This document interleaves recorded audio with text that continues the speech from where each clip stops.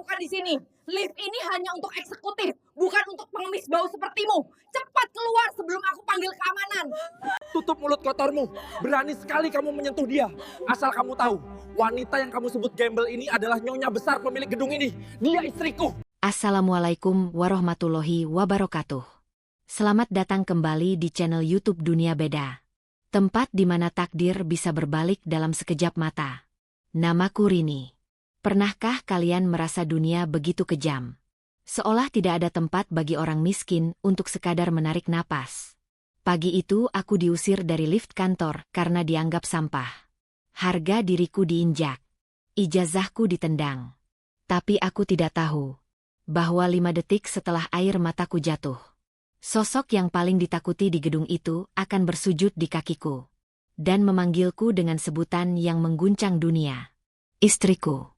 Bagaimana kisah ini bermula? Simak baik-baik karena kisah ini akan menguras air mata kalian.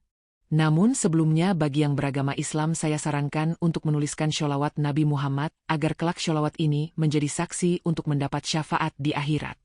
Like dan subscribe ke channel ini sangat membantu menambah wawasan dan membantu kami membuat cerita baru yang menghibur. Suara hujan yang menghantam atap seng rumahku adalah alarm paling jujur yang pernah aku dengar.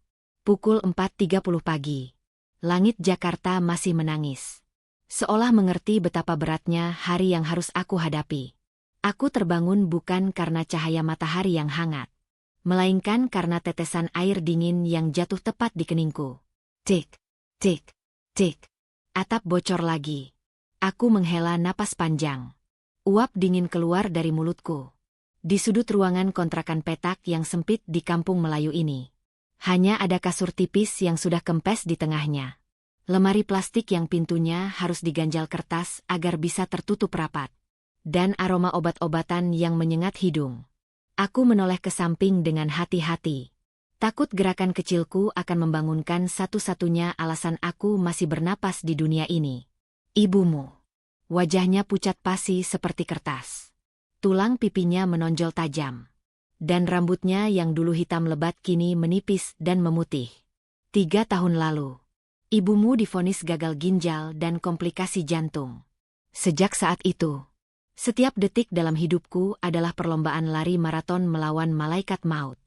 Aku berjingkat bangun, berusaha tidak menimbulkan suara di lantai semen yang dingin ini. Hari ini adalah hari besar. Hari penentuan nasib kami. Setelah ratusan lamaran kerja yang ditolak mentah-mentah. Setelah ribuan doa yang kupanjatkan di sepertiga malam dengan air mata darah. Akhirnya aku diterima bekerja. Bukan sebagai manajer. Bukan sebagai staf ahli. Hanya sebagai staf administrasi biasa di Adiguna Group. Perusahaan raksasa yang gedungnya menjulang angkuh di Sudirman. Tapi bagiku, itu adalah tiket emas. Gaji di sana cukup untuk membelikan ibumu obat paten. Bukan obat generik yang sering membuat lambungnya perih dan muntah darah. Aku berjalan menuju kamar mandi umum yang ada di ujung gang sempit. Hujan membuat jalanan becek dan bau tanah basah bercampur sampah selokan menguap ke udara. Aku harus antre dengan 2 tetangga lain yang juga mengejar waktu untuk menjadi kuli di pasar. Saat giliranku tiba, aku mandi secepat kilat dengan air yang dinginnya menusuk sampai ke sumsum tulang. Aku tidak punya waktu untuk menggigil. Aku harus cantik hari ini. Atau setidaknya terlihat rapi dan layak disebut manusia. Kembali ke kamar yang suram itu. Aku membuka lemari plastikku. Hanya ada 1 kemeja putih yang layak pakai. Kemeja ini aku beli di Pasar Loak Senen 2 tahun lalu, seharga Rp10.000. Warnanya sudah tidak putih bersih lagi. Ada sedikit noda kuning di bagian kerah yang membandel. Tidak bisa hilang meski sudah kurendam dengan pemutih semalaman. Aku menyetrikanya dengan hati-hati menggunakan setrika arang pinjaman tetangga. Karena listrik di kontrakan kami sering anjlok jika memakai setrika listrik.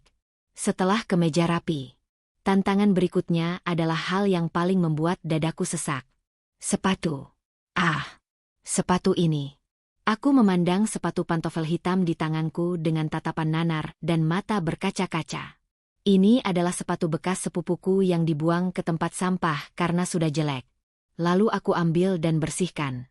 Masalahnya adalah sol bagian depannya sudah menganga lebar. Seperti mulut buaya yang kelaparan minta makan. Kemarin malam, aku mencari lem super di laci meja. Tapi isinya sudah kering kerontang. Tidak ada uang untuk beli lem baru. Uang di dompetku tinggal Rp10.000. Pas-pasan untuk ongkos pergi dan pulang naik angkutan umum. Makan siang. Nanti saja dipikirkan. Air keran dari masjid kantor sudah cukup untuk mengganjal perut yang lapar. Dengan tangan gemetar hebat, aku mengambil karet gelang bekas nasi bungkus berwarna kuning. Aku melilitkan karet itu di ujung sepatu. Mengikat sol bawah dan bagian atas agar menyatu. Jelek sekali kelihatannya. Karet kuning itu sangat kontras dengan warna hitam sepatu. Aku mengambil spidol permanen hitam yang tintanya juga sudah nyaris habis. Lalu mewarnai karet gelang itu pelan-pelan agar tersamar. Selesai. Setidaknya sepatu ini tidak akan berbicara saat aku berjalan nanti. Aku menatap cermin kusam yang retak di sudut kamar. Wajahku tirus. Lingkar mataku hitam karena kurang tidur menjaga ibumu. Aku tidak punya bedak mahal atau lipstik bermerek seperti gadis-gadis lain seusia aku. Aku hanya membasahi bibirku dengan sedikit air agar tidak terlihat pecah-pecah. Dan mencubit kedua pipiku dengan keras. Agar ada rona merah alami yang muncul. Rini. Suara lemah terdengar dari arah kasur. Aku segera berbalik. Menghapus air mata yang sempat menggenang di pelupuk mata. Iya Bu. Rini di sini. Ibumu mencoba bangun. Tapi batuk kering langsung menyerangnya. Uhuk. Uhuk. Suaranya terdengar menyakitkan. Seperti ada parutan besi di dalam tenggorokannya. Aku segera mengambil gelas berisi air hangat dan membantunya minum. Tangan ibumu yang kurus kering dan dingin menggenggam tanganku erat sekali. Seolah takut aku akan pergi selamanya. Kamu jadi berangkat kerja hari ini, Induk? Tanya ibumu dengan suara serak. Jadi Bu. Ibu doakan Rini ya. Kantornya besar sekali Bu. Nanti kalau Rini gajian bulan depan, kita beli kasur busa yang empuk ya. Biar punggung ibu nggak sakit lagi kalau tidur di lantai keras ini. Terus kita beli obat yang bagus itu. Yang kata dokter bisa bikin ibu nggak sesak lagi. Ucapku sambil tersenyum lebar. Berusaha menutupi kegugupan yang luar biasa. Ibumu menatapku lekat-lekat. Mata tuanya yang cekung berkaca-kaca. Maafkan ibu ya Rini. Seharusnya di usiamu yang 23 tahun ini, kamu sedang senang-senang sama teman-temanmu. Atau melanjutkan kuliah. Tapi kamu malah harus mengurus orang tua penyakitan ini. Kamu bahkan terikat pernikahan yang tidak jelas demi ibu. Dek. Jantungku seperti berhenti berdetak setiap kali ibumu membahas hal itu. Pernikahan. Ya. Status di KTP milikku adalah kawin. 3 tahun lalu. Saat ibumu kritis di ruang ICU dan butuh biaya operasi ratusan juta. Seorang pengacara datang. Dia bilang ada seorang nenek kaya raya yang ingin cucunya menikah dengan gadis sederhana yang tulus. Sesuai wasiat leluhur mereka untuk membuang sial. Imbalannya adalah seluruh biaya pengobatan ibumu ditanggung seumur hidup. Tanpa pikir panjang. Aku menandatangani kontrak itu. Aku menikah di sebuah ruangan rumah sakit. Tanpa pesta. Tanpa gaun pengantin. Hanya ijab kabul sederhana di depan penghulu dan saksi. Mempelai prianya. Dia datang dengan kursi roda. Seluruh wajahnya diperban karena kecelakaan parah. Aku bahkan tidak tahu siapa namanya dengan jelas. Karena aku terlalu panik memikirkan operasi ibumu. Yang aku ingat hanya matanya yang tajam dan dingin di balik perban. Dan sebuah cincin perak sederhana yang dia pasangkan di jariku. Setelah itu, dia pergi ke luar negeri untuk pengobatan dan tidak pernah kembali. Tidak ada kabar. Tidak ada nafkah. Tidak ada apa-apa. Aku seperti janda kembang yang digantung tak bertali. Tapi aku tidak peduli. Yang penting ibumu selamat. Cincin itu kini aku jadikan liontin kalung yang selalu kusembunyikan di balik baju. Karena ukurannya terlalu besar untuk jariku yang kurus. Bu, jangan bicara begitu. Itu takdir Allah. Rini ikhlas. Yang penting ibu sehat. Kataku sambil mencium tangan keriputnya. Rini berangkat dulu ya Bu. Makanan sudah Rini siapkan di meja. Nanti Bu Tejo sebelah mau bantu suapin ibu siang nanti. Hati-hati Enduk. Ingat pesan ibu. Kita memang miskin harta. Tapi jangan pernah miskin harga diri. Jangan biarkan orang menginjak kepalamu hanya karena sepatumu berlubang. Bisik ibumu sambil mengelus pipiku. Kata-kata itu membakar semangatku sekaligus menorehkan luka. Kalau saja ibumu tahu. Aku bahkan mengikat sepatuku dengan karet gelang. Aku melangkah keluar rumah dengan payung yang salah satu jari-jarinya patah. Hujan masih deras. Aku berjalan cepat menuju halte busway. Di dalam bus suasananya sesak. Aroma keringat, parfum murah, dan baju basah bercampur jadi satu. Aku berdiri terhimpit di antara bapak-bapak yang membawa karung dan anak sekolah yang ribut. Mataku menatap keluar jendela. Melihat gedung-gedung tinggi Jakarta yang menjulang angkuh menembus awan kelabu. Salah satu gedung itu adalah tujuanku. Menara Adiguna. Perjalanan memakan waktu hampir 1 jam karena macet. Sesampainya di halte tujuanku, aku harus berjalan kaki sekitar 500 meter menuju gedung kantor. Dan disinilah bencana pertama terjadi. Sebuah mobil sport mewah melaju kencang menerjang genangan air di pinggir jalan. Biur. Air keruh berwarna coklat itu menyembur deras. Membasahi separuh rok hitamku dan kaki kananku. Aku terpekik kaget. Dingin dan kotor. Orang-orang di sekitar trotoar menatapku dengan tatapan kasihan. Tapi tak ada yang berhenti.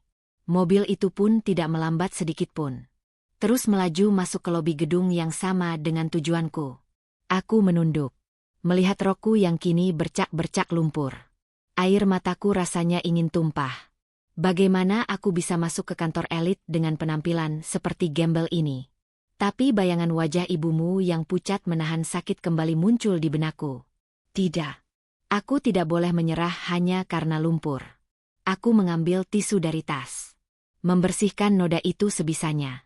Meski hasilnya malah membuat kain rokku terlihat basah dan kucel. Aku menarik napas dalam-dalam. Bismillah Rini. Kamu bisa. Demi ibumu. Aku melangkahkan kaki memasuki lobi Menara Adiguna. Begitu pintu kaca otomatis terbuka. Hawa dingin dari AC sentral langsung menyergap kulitku yang basah. Wangi aroma terapi lavender dan kemewahan langsung tercium. Lantainya terbuat dari marmer putih Italia yang begitu mengkilap. Sampai-sampai aku bisa melihat bayangan wajahku yang lusuh di sana. Orang-orang berlalu lalang dengan pakaian necis. Pria dengan jas licin. Wanita dengan blazer modis dan sepatu hak tinggi yang bunyinya tak-tok berirama indah di atas marmer. Aku merasa seperti seekor tikus got yang tersesat di istana raja. Setiap langkah yang kuambil terasa berat. Dan yang paling kutakutkan terjadi. Karet gelang di sepatuku yang sudah basah kena air hujan tadi. Tiba-tiba kehilangan kekuatannya. Pletak. Bunyi karet putus itu kecil. Tapi di lobi yang hening dan luas ini, rasanya seperti suara ledakan bom di telingaku. Sol sepatuku langsung mangap. Terbuka lebar. Menghantam lantai marmer dengan suara seretan yang kasar. Sret. Sret. Beberapa orang menoleh. Tatapan mereka. Ya Allah. Tatapan itu. Tatapan yang lebih tajam dari sembilu. Tatapan yang mengatakan, makhluk apa ini? Kenapa ada sampah di sini? Wajahku panas. Merah padam seperti kepiting rebus. Aku mencoba berjalan dengan cara menyeret kaki. Agar sol sepatuku tidak melipat. Tapi itu justru membuat jalanku terlihat aneh. Seperti orang pincang. Aku ingin menghilang. Aku ingin bumi menelanku sekarang juga. Tapi aku terus berjalan menuju meja resepsionis yang megah di ujung sana. Tiba-tiba, seorang wanita cantik dengan pakaian serba merah marun dan rambut disanggul rapi menghadang langkahku. Dia menatapku dari ujung rambut yang lepek kena hujan. Turun ke kemeja yang agak kuning. Rok yang basah kena lumpur. Dan berakhir di sepatu bututku yang menganga. Dia menutup hidungnya dengan tangan yang lentik. Jari-jarinya dihiasi kuteks merah menyala dan cincin emas. Security. Teriaknya melengking. Membuat seluruh lobi menoleh ke arah kami. Security. Kenapa ada pengemis bisa lolos masuk ke sini? Kalian kerja becus nggak sih? Lantai lobi ini harganya per meternya lebih mahal dari harga diri dia. Cepat usir orang ini. Duniaku runtuh seketika. Lututku lemas. Bukan karena bentakan itu, tapi karena aku mengenali ID card yang tergantung di lehernya. Tertulis di sana, Siska, HRD Manager. Dia adalah bos yang akan mewawancaraiku. Atau setidaknya tempat aku harus melapor hari ini. Tamatlah riwayatku. Tapi aku tidak bisa mundur. Aku merogoh tasku yang talinya sudah brudul. Mengeluarkan map plastik berisi surat penerimaan kerja. Maaf. Maaf, Bu. Suaraku bergetar hebat. Saya bukan pengemis. Saya Rini. Karyawan administrasi baru yang mulai kerja hari ini. Ini suratnya. Siska tidak mengambil map itu. Dia menepis tangan kananku dengan kasar. Pelak. Map itu terlempar jatuh ke lantai yang becek karena tetesan air dari bajuku. Kertas-kertas pentingku berhamburan keluar. Karyawan. Siska tertawa. Tawa yang kering dan meremehkan. Dia menoleh ke teman-temannya yang berdiri di belakang. Dengar itu. Dia bilang dia karyawan Adiguna Group. Sejak kapan standar perusahaan kita jadi serendah ini? HRD pusat pasti mabuk waktu input data. Siska melangkah maju. Ujung sepatu hak tingginya yang runcing menginjak salah satu lembar ijazahku yang jatuh di lantai. Dia menginjaknya. Lalu memutarnya sedikit. Meninggalkan jejak kotoran di atas nilai-nilai yang kuperjuangkan dengan belajar setiap malam sambil merawat ibumu. Ambil. Perintahnya dingin. Ambil sampahmu ini. Kamu bikin lobi saya kotor. Kalau mau kerja di sini. Syarat pertamanya bukan ijazah. Tapi tahu diri. Lihat cermin gembel. Kamu pikir pantas berdiri di sebelah saya. Dadaku sesak. Mataku panas. Aku ingin memaki. Aku ingin marah. Tapi bayangan ibumu yang butuh obat menahanku. Aku menelan ludah yang terasa pahit seperti empedu. Perlahan. Aku menekuk lututku. Aku berjongkok di depan kaki Siska. Di depan puluhan pasang mata yang menontonku seperti sirkus. Tangan kananku gemetar saat memungut ijazah yang sudah ada cap sepatu Siska. Maafkan saya, Bu. Cicitku pelan. Nyaris tak terdengar. Lebih keras. Bentak Siska. Saya nggak dengar suara tikus. Maafkan saya, Bu Siska. Teriakku dengan suara parau. Air mata akhirnya menetes jatuh ke lantai marmer. Bercampur dengan air hujan dan lumpur. Siska tersenyum puas. Bagus. Sekarang lari ke lantai 30. Lift karyawan di belakang lagi rusak. Kamu harus pakai lift utama. Tapi ingat, kalau sampai jam 8 tank kamu belum sampai di meja saya. Surat pemecatanmu akan saya cetak detik itu juga.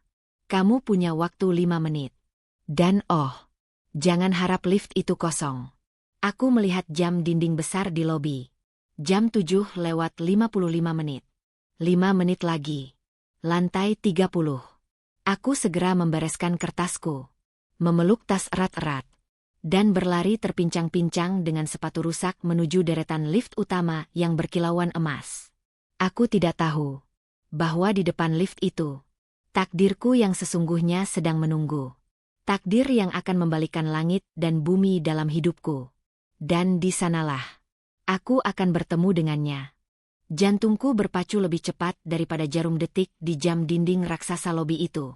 Setiap kali kakiku melangkah, terdengar bunyi seretan yang menyedihkan. Sret, sret. Sol sepatuku yang sudah kehilangan karet pengikatnya kini benar-benar lepas kendali. Bagian bawahnya menampar-nampar lantai marmer dengan irama yang memalukan. Aku mencoba berjalan jinjit. Berusaha agar bagian depan sepatu tidak menyentuh lantai. Tapi itu justru membuat betisku kram dan jalanku terpincang-pincang seperti orang yang baru saja tertabrak motor. Orang-orang di lobi menyingkir saat aku lewat. Bukan karena hormat, tapi karena jijik.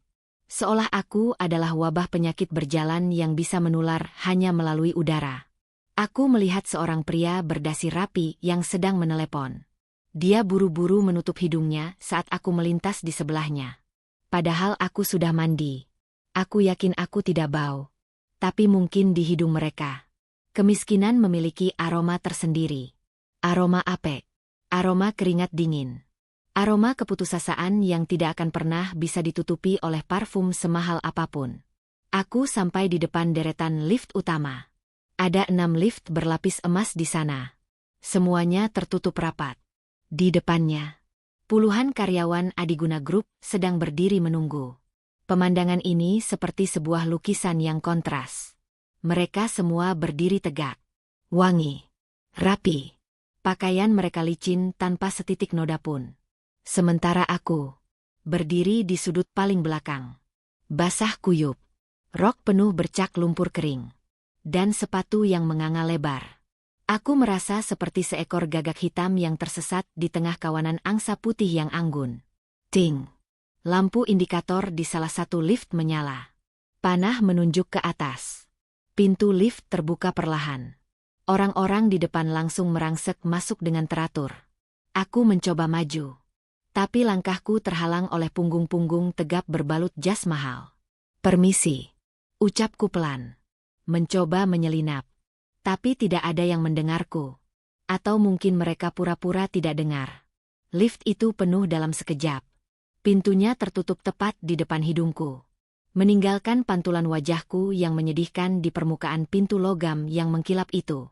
Aku melihat bayanganku sendiri. Rambut lepek yang menempel di dahi.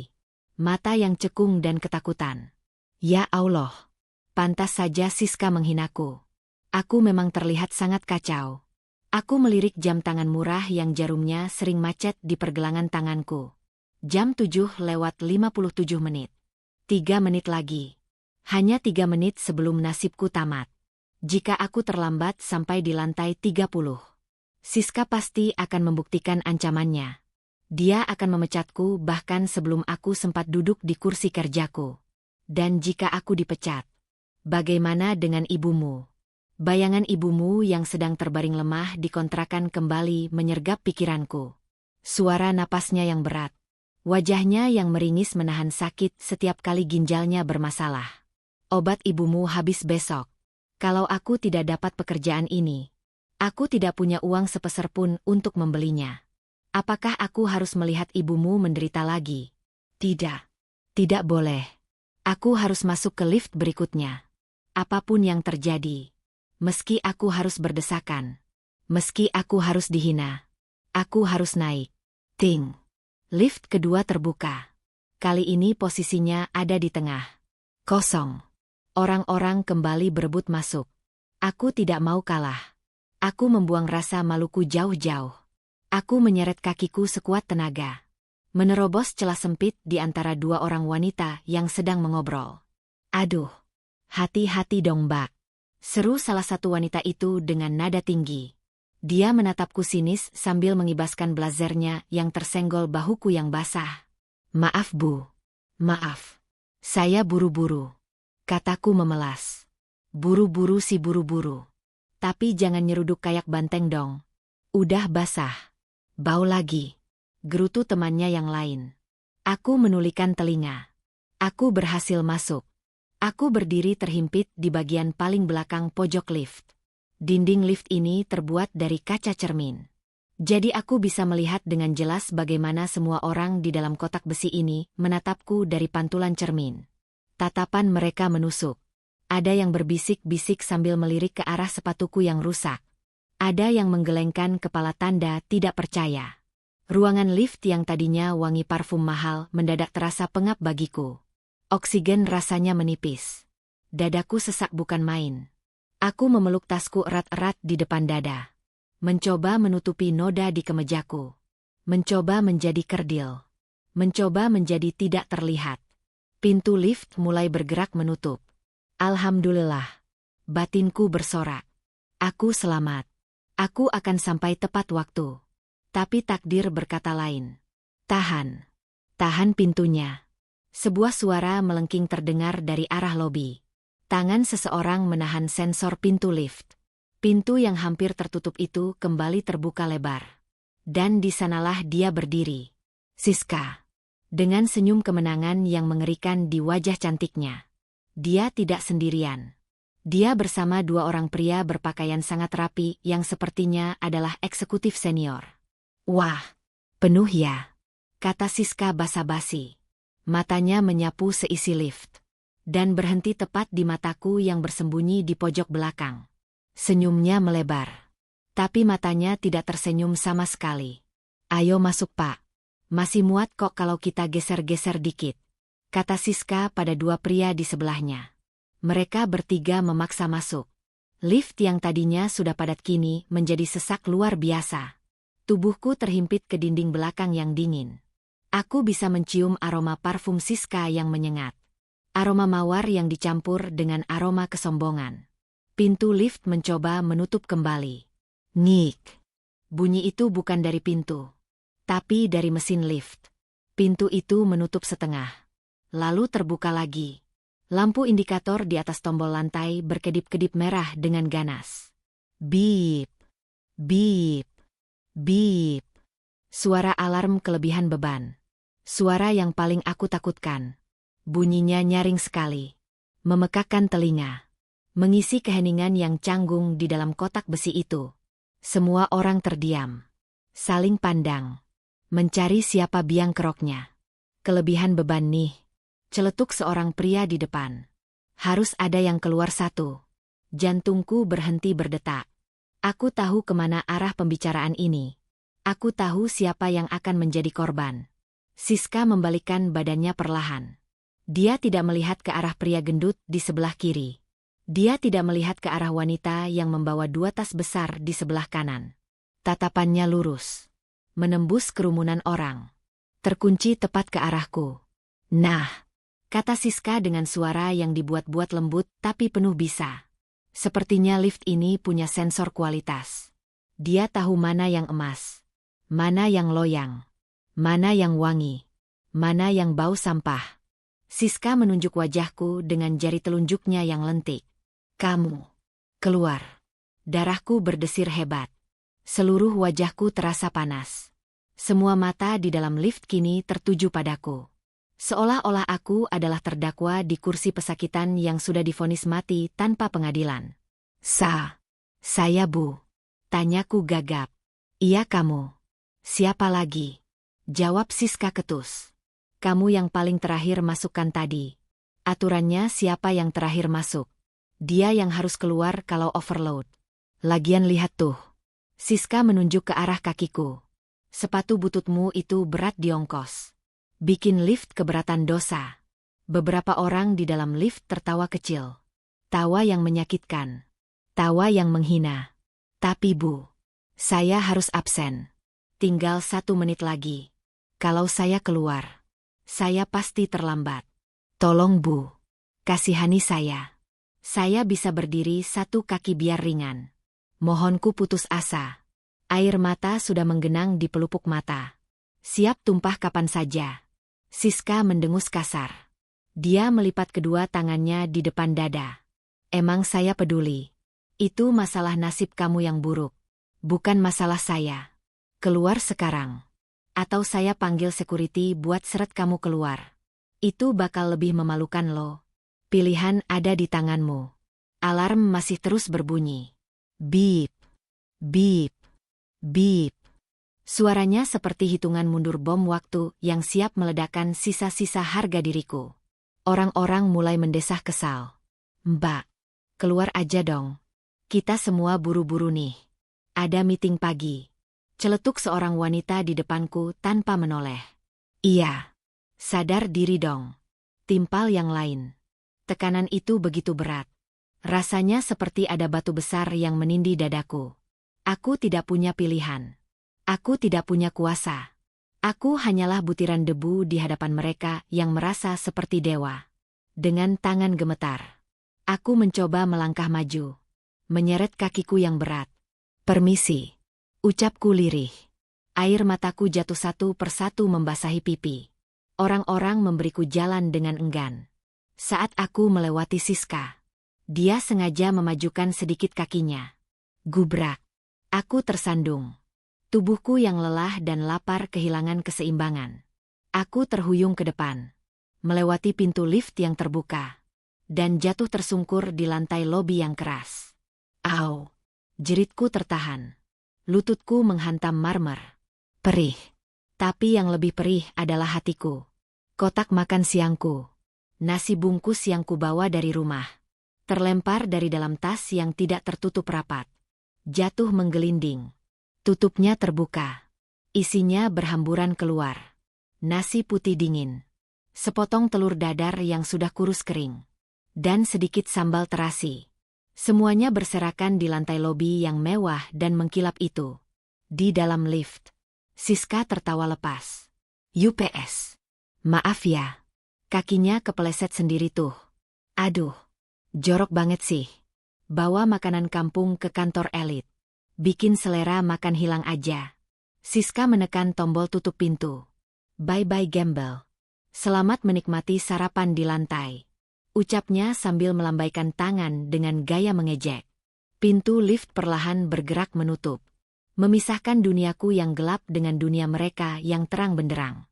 Aku masih bersimpuh di lantai. Di depan nasi bungkusku yang sudah kotor. Di depan tatapan resepsionis dan security yang melihatku dengan iba namun tak berani mendekat.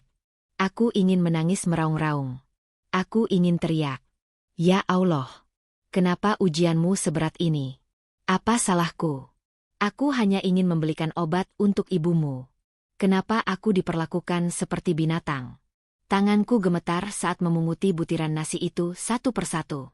Bukan karena aku ingin memakannya lagi. Tapi karena aku tahu betapa sulitnya ibumu menyisihkan uang untuk membeli beras ini. Setiap butir nasi ini adalah keringat dan darah ibumu. Aku tidak rela membiarkannya diinjak-injak orang lain. 1 butir. 2 butir. 3 butir. Aku memasukkannya kembali ke kotak makan yang retak. Air mataku jatuh menetes ke atas nasi itu. Asin. Pahit. Saat itulah keajaiban itu datang. Atau mungkin bencana baru. Pintu lift yang hampir tertutup rapat itu tiba-tiba berhenti bergerak. Ada tangan seseorang yang menahannya dari luar. Tangan yang kokoh. Berbalut jas hitam yang sangat mahal. Dan jam tangan yang harganya mungkin bisa membeli seluruh kontrakanku. Pintu lift terbuka kembali. Lebar. Siska yang ada di dalam lift terlonjak kaget. Siapa sih yang berani nahan lift? Kita udah telat tahu. Bentaknya tanpa melihat siapa yang datang. Namun, suara bentakan Siska itu langsung tercekat di tenggorokan. Wajahnya yang tadi merah padam karena marah. Mendadak berubah pucat pasi seperti mayat. Matanya terbelalak lebar seolah melihat hantu. Bukan hanya Siska. Semua orang di dalam lift itu mendadak menunduk. Tubuh mereka gemetar. Suasana yang tadinya bising penuh ejekan. Berubah menjadi hening total. Mencekam. Seperti ada malaikat maut yang baru saja lewat. Aku yang masih berlutut di lantai sambil memegang nasi kotor. Perlahan mendongakkan kepala. Melihat siapa sosok yang membuat orang-orang sombong ini ketakutan setengah mati. Di sana. Berdiri seorang pria tinggi tegap. Wajahnya tampan namun dingin sedingin es di kutub utara. Rahangnya tegas. Alisnya tebal menaungi mata elang yang tajam dan menusuk. Dia tidak masuk ke dalam lift. Dia justru berbalik badan. Menatapku yang sedang mengemis di lantai. Dia melihatku. Dia melihat sepatuku yang rusak. Dia melihat rokku yang berlumpur. Dan dia melihat nasi bungkusku yang berserakan. Jantungku berhenti berdetak. Apakah dia akan mengusirku juga? Apakah dia akan memanggil security untuk membuangku ke tempat sampah? Tapi pria itu melakukan hal yang tidak masuk akal. Hal yang membuat Siska hampir pingsan di tempatnya berdiri. Pria itu melangkah mendekatiku. Kakinya yang mengenakan sepatu kulit mengkilap berhenti tepat di depan tanganku yang kotor. Lalu, dia menekuk lututnya. Dia berjongkok. Di hadapanku. Di hadapan seorang staf rendahan yang bau dan kotor. Dia mengulurkan tangannya yang besar dan hangat. Mengambil kotak makan dari tanganku yang gemetar. Jangan disentuh tuan. Itu kotor. Teriakku panik. Takut kotoran di tanganku menodai jas mahalnya. Tapi pria itu tidak peduli. Dia meletakkan kotak makan itu di samping. Lalu tangan kanannya terulur menyentuh pipiku. Menghapus air mata dan noda lumpur yang ada di sana dengan ibu jarinya yang lembut. Tatapan matanya yang tadi dingin berubah menjadi hangat saat bertemu dengan mataku. Tatapan yang rasanya familiar. Tatapan yang pernah kulihat 3 tahun lalu di balik perban rumah sakit. "Kenapa kamu menangis?" tanyanya. Suaranya berat dan berwibawa, menggetarkan seluruh isi lobi. Aku tidak bisa menjawab. Lidahku keluh. Pria itu menoleh ke arah lift. Ke arah Siska yang kini tubuhnya gemetar hebat sampai lututnya beradu. Tatapan pria itu kembali berubah menjadi tatapan pembunuh. "Siska." Suara pria itu rendah, tapi menggema mengerikan. Ya, Pak Ryan." Jawab Siska tergagap-gagap. "Kamu tahu siapa wanita yang baru saja kamu dorong ini?" Siska menggeleng cepat. Keringat dingin sebesar biji jagung mengalir di pelipisnya. Dia cuma karyawan baru, Pak. Karyawan miskin yang mengotori lobi kita." Ryan berdiri perlahan, menarik tanganku agar ikut berdiri bersamanya. Dia merangkul bahuku erat. Sangat erat. Seolah menantang dunia yang berani menyakitiku. Dia mengangkat tangan kirinya, memperlihatkan cincin yang melingkar di jari manisnya. Cincin yang sama persis dengan liontin yang tersembunyi di balik bajuku. "Salah," ucap Ryan tegas. Matanya menyapu semua orang di lobi itu. "Wanita ini bukan karyawan biasa. Dan gedung ini bukan milik saya. Gedung ini, perusahaan ini, dan seluruh aset Adiguna Group adalah mahar yang saya berikan untuk dia 3 tahun lalu." Ryan menatap Siska tepat di manik matanya. "Dia adalah pemilik sah tempat kamu bekerja. Dia adalah nyawa saya. Dia adalah istriku." Duar. Rasanya ada petir yang menyambar di siang bolong. Siska jatuh terduduk di lantai lift. Kakinya lemas tak bertulang. Orang-orang di lobi menutup mulut mereka karena syok. Dan aku hanya bisa mematung, menatap pria di sampingku yang kini tersenyum tipis padaku. "Istri," bisikku lirih. Ryan tidak menjawab. Dia langsung mengangkat tubuhku, menggendongku ala bridal style di depan ratusan pasang mata. Dia tidak peduli kemejanya kotor terkena lumpur di bajuku. Dia membawaku masuk ke dalam lift, melangkahi kaki Siska yang masih bersimpuh lemas menghalangi jalan. "Urus surat pemecatanmu hari ini juga," ucap Ryan dingin pada Siska saat pintu lift tertutup. Dan begitulah, pintu lift tertutup rapat, meninggalkan keriuhan di lobi, membawaku naik ke langit ke-7 bersama pria asing yang mengaku suamiku. Tapi cerita ini belum berakhir. Justru, ini baru permulaan dari badai yang sesungguhnya. Karena di lantai 30 nanti, ada rahasia besar yang belum terungkap. Rahasia tentang siapa sebenarnya Ryan. Dan mengapa dia menghilang selama 3 tahun. Serta ancaman yang lebih besar dari sekadar manajer HRD yang gila hormat. Lift itu bergerak naik dengan kecepatan yang tidak masuk akal. Rasanya seperti tubuhku ditarik paksa meninggalkan gravitasi bumi. Meninggalkan kenyataan pahit di lantai dasar menuju dunia antah berantah di atas sana. Di dalam kotak besi berlapis emas dan kaca ini, hanya ada desah napasku yang memburu dan detak jantung pria yang sedang menggendongku. Ryan. Nama itu berputar-putar di kepalaku. Membuka kembali kotak Pandora ingatan yang sudah lama kukubur dalam-dalam. Aroma tubuhnya, campuran wangi kayu cendana dan mint yang maskulin, menusuk hidungku, mengalahkan bau apek baju basahku. Dia masih menggendongku. Erat sekali. Seolah-olah aku adalah barang pecah belah yang paling berharga di dunia ini. Padahal, lihatlah diriku. Kemeja putih yang menguning. Rok penuh lumpur. Dan sepatu. Sepatuku yang satu bahkan tertinggal di lobi tadi saat dia mengangkatku. Kakiku yang terbungkus kaos kaki bolong kini menggantung di udara. "Tuan, turunkan saya." Cicitku pelan. Suaraku gemetar karena takut dan bingung. Ryan tidak menjawab. Dia hanya menatap lurus ke depan, ke arah pintu lift yang memantulkan bayangan kami.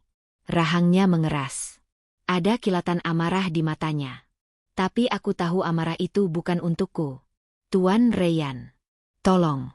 Saya kotor. Baju Bapak nanti rusak." Ucapku lagi. Kali ini sambil mencoba meronta pelan.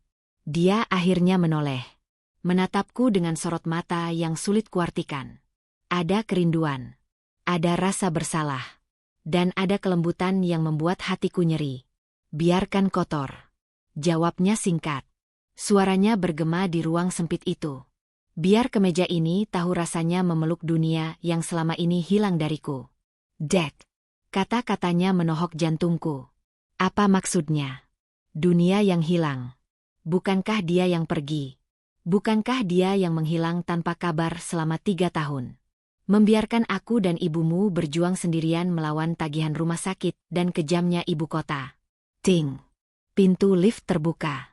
Bukan di lantai 30 tempat ruang HRD berada.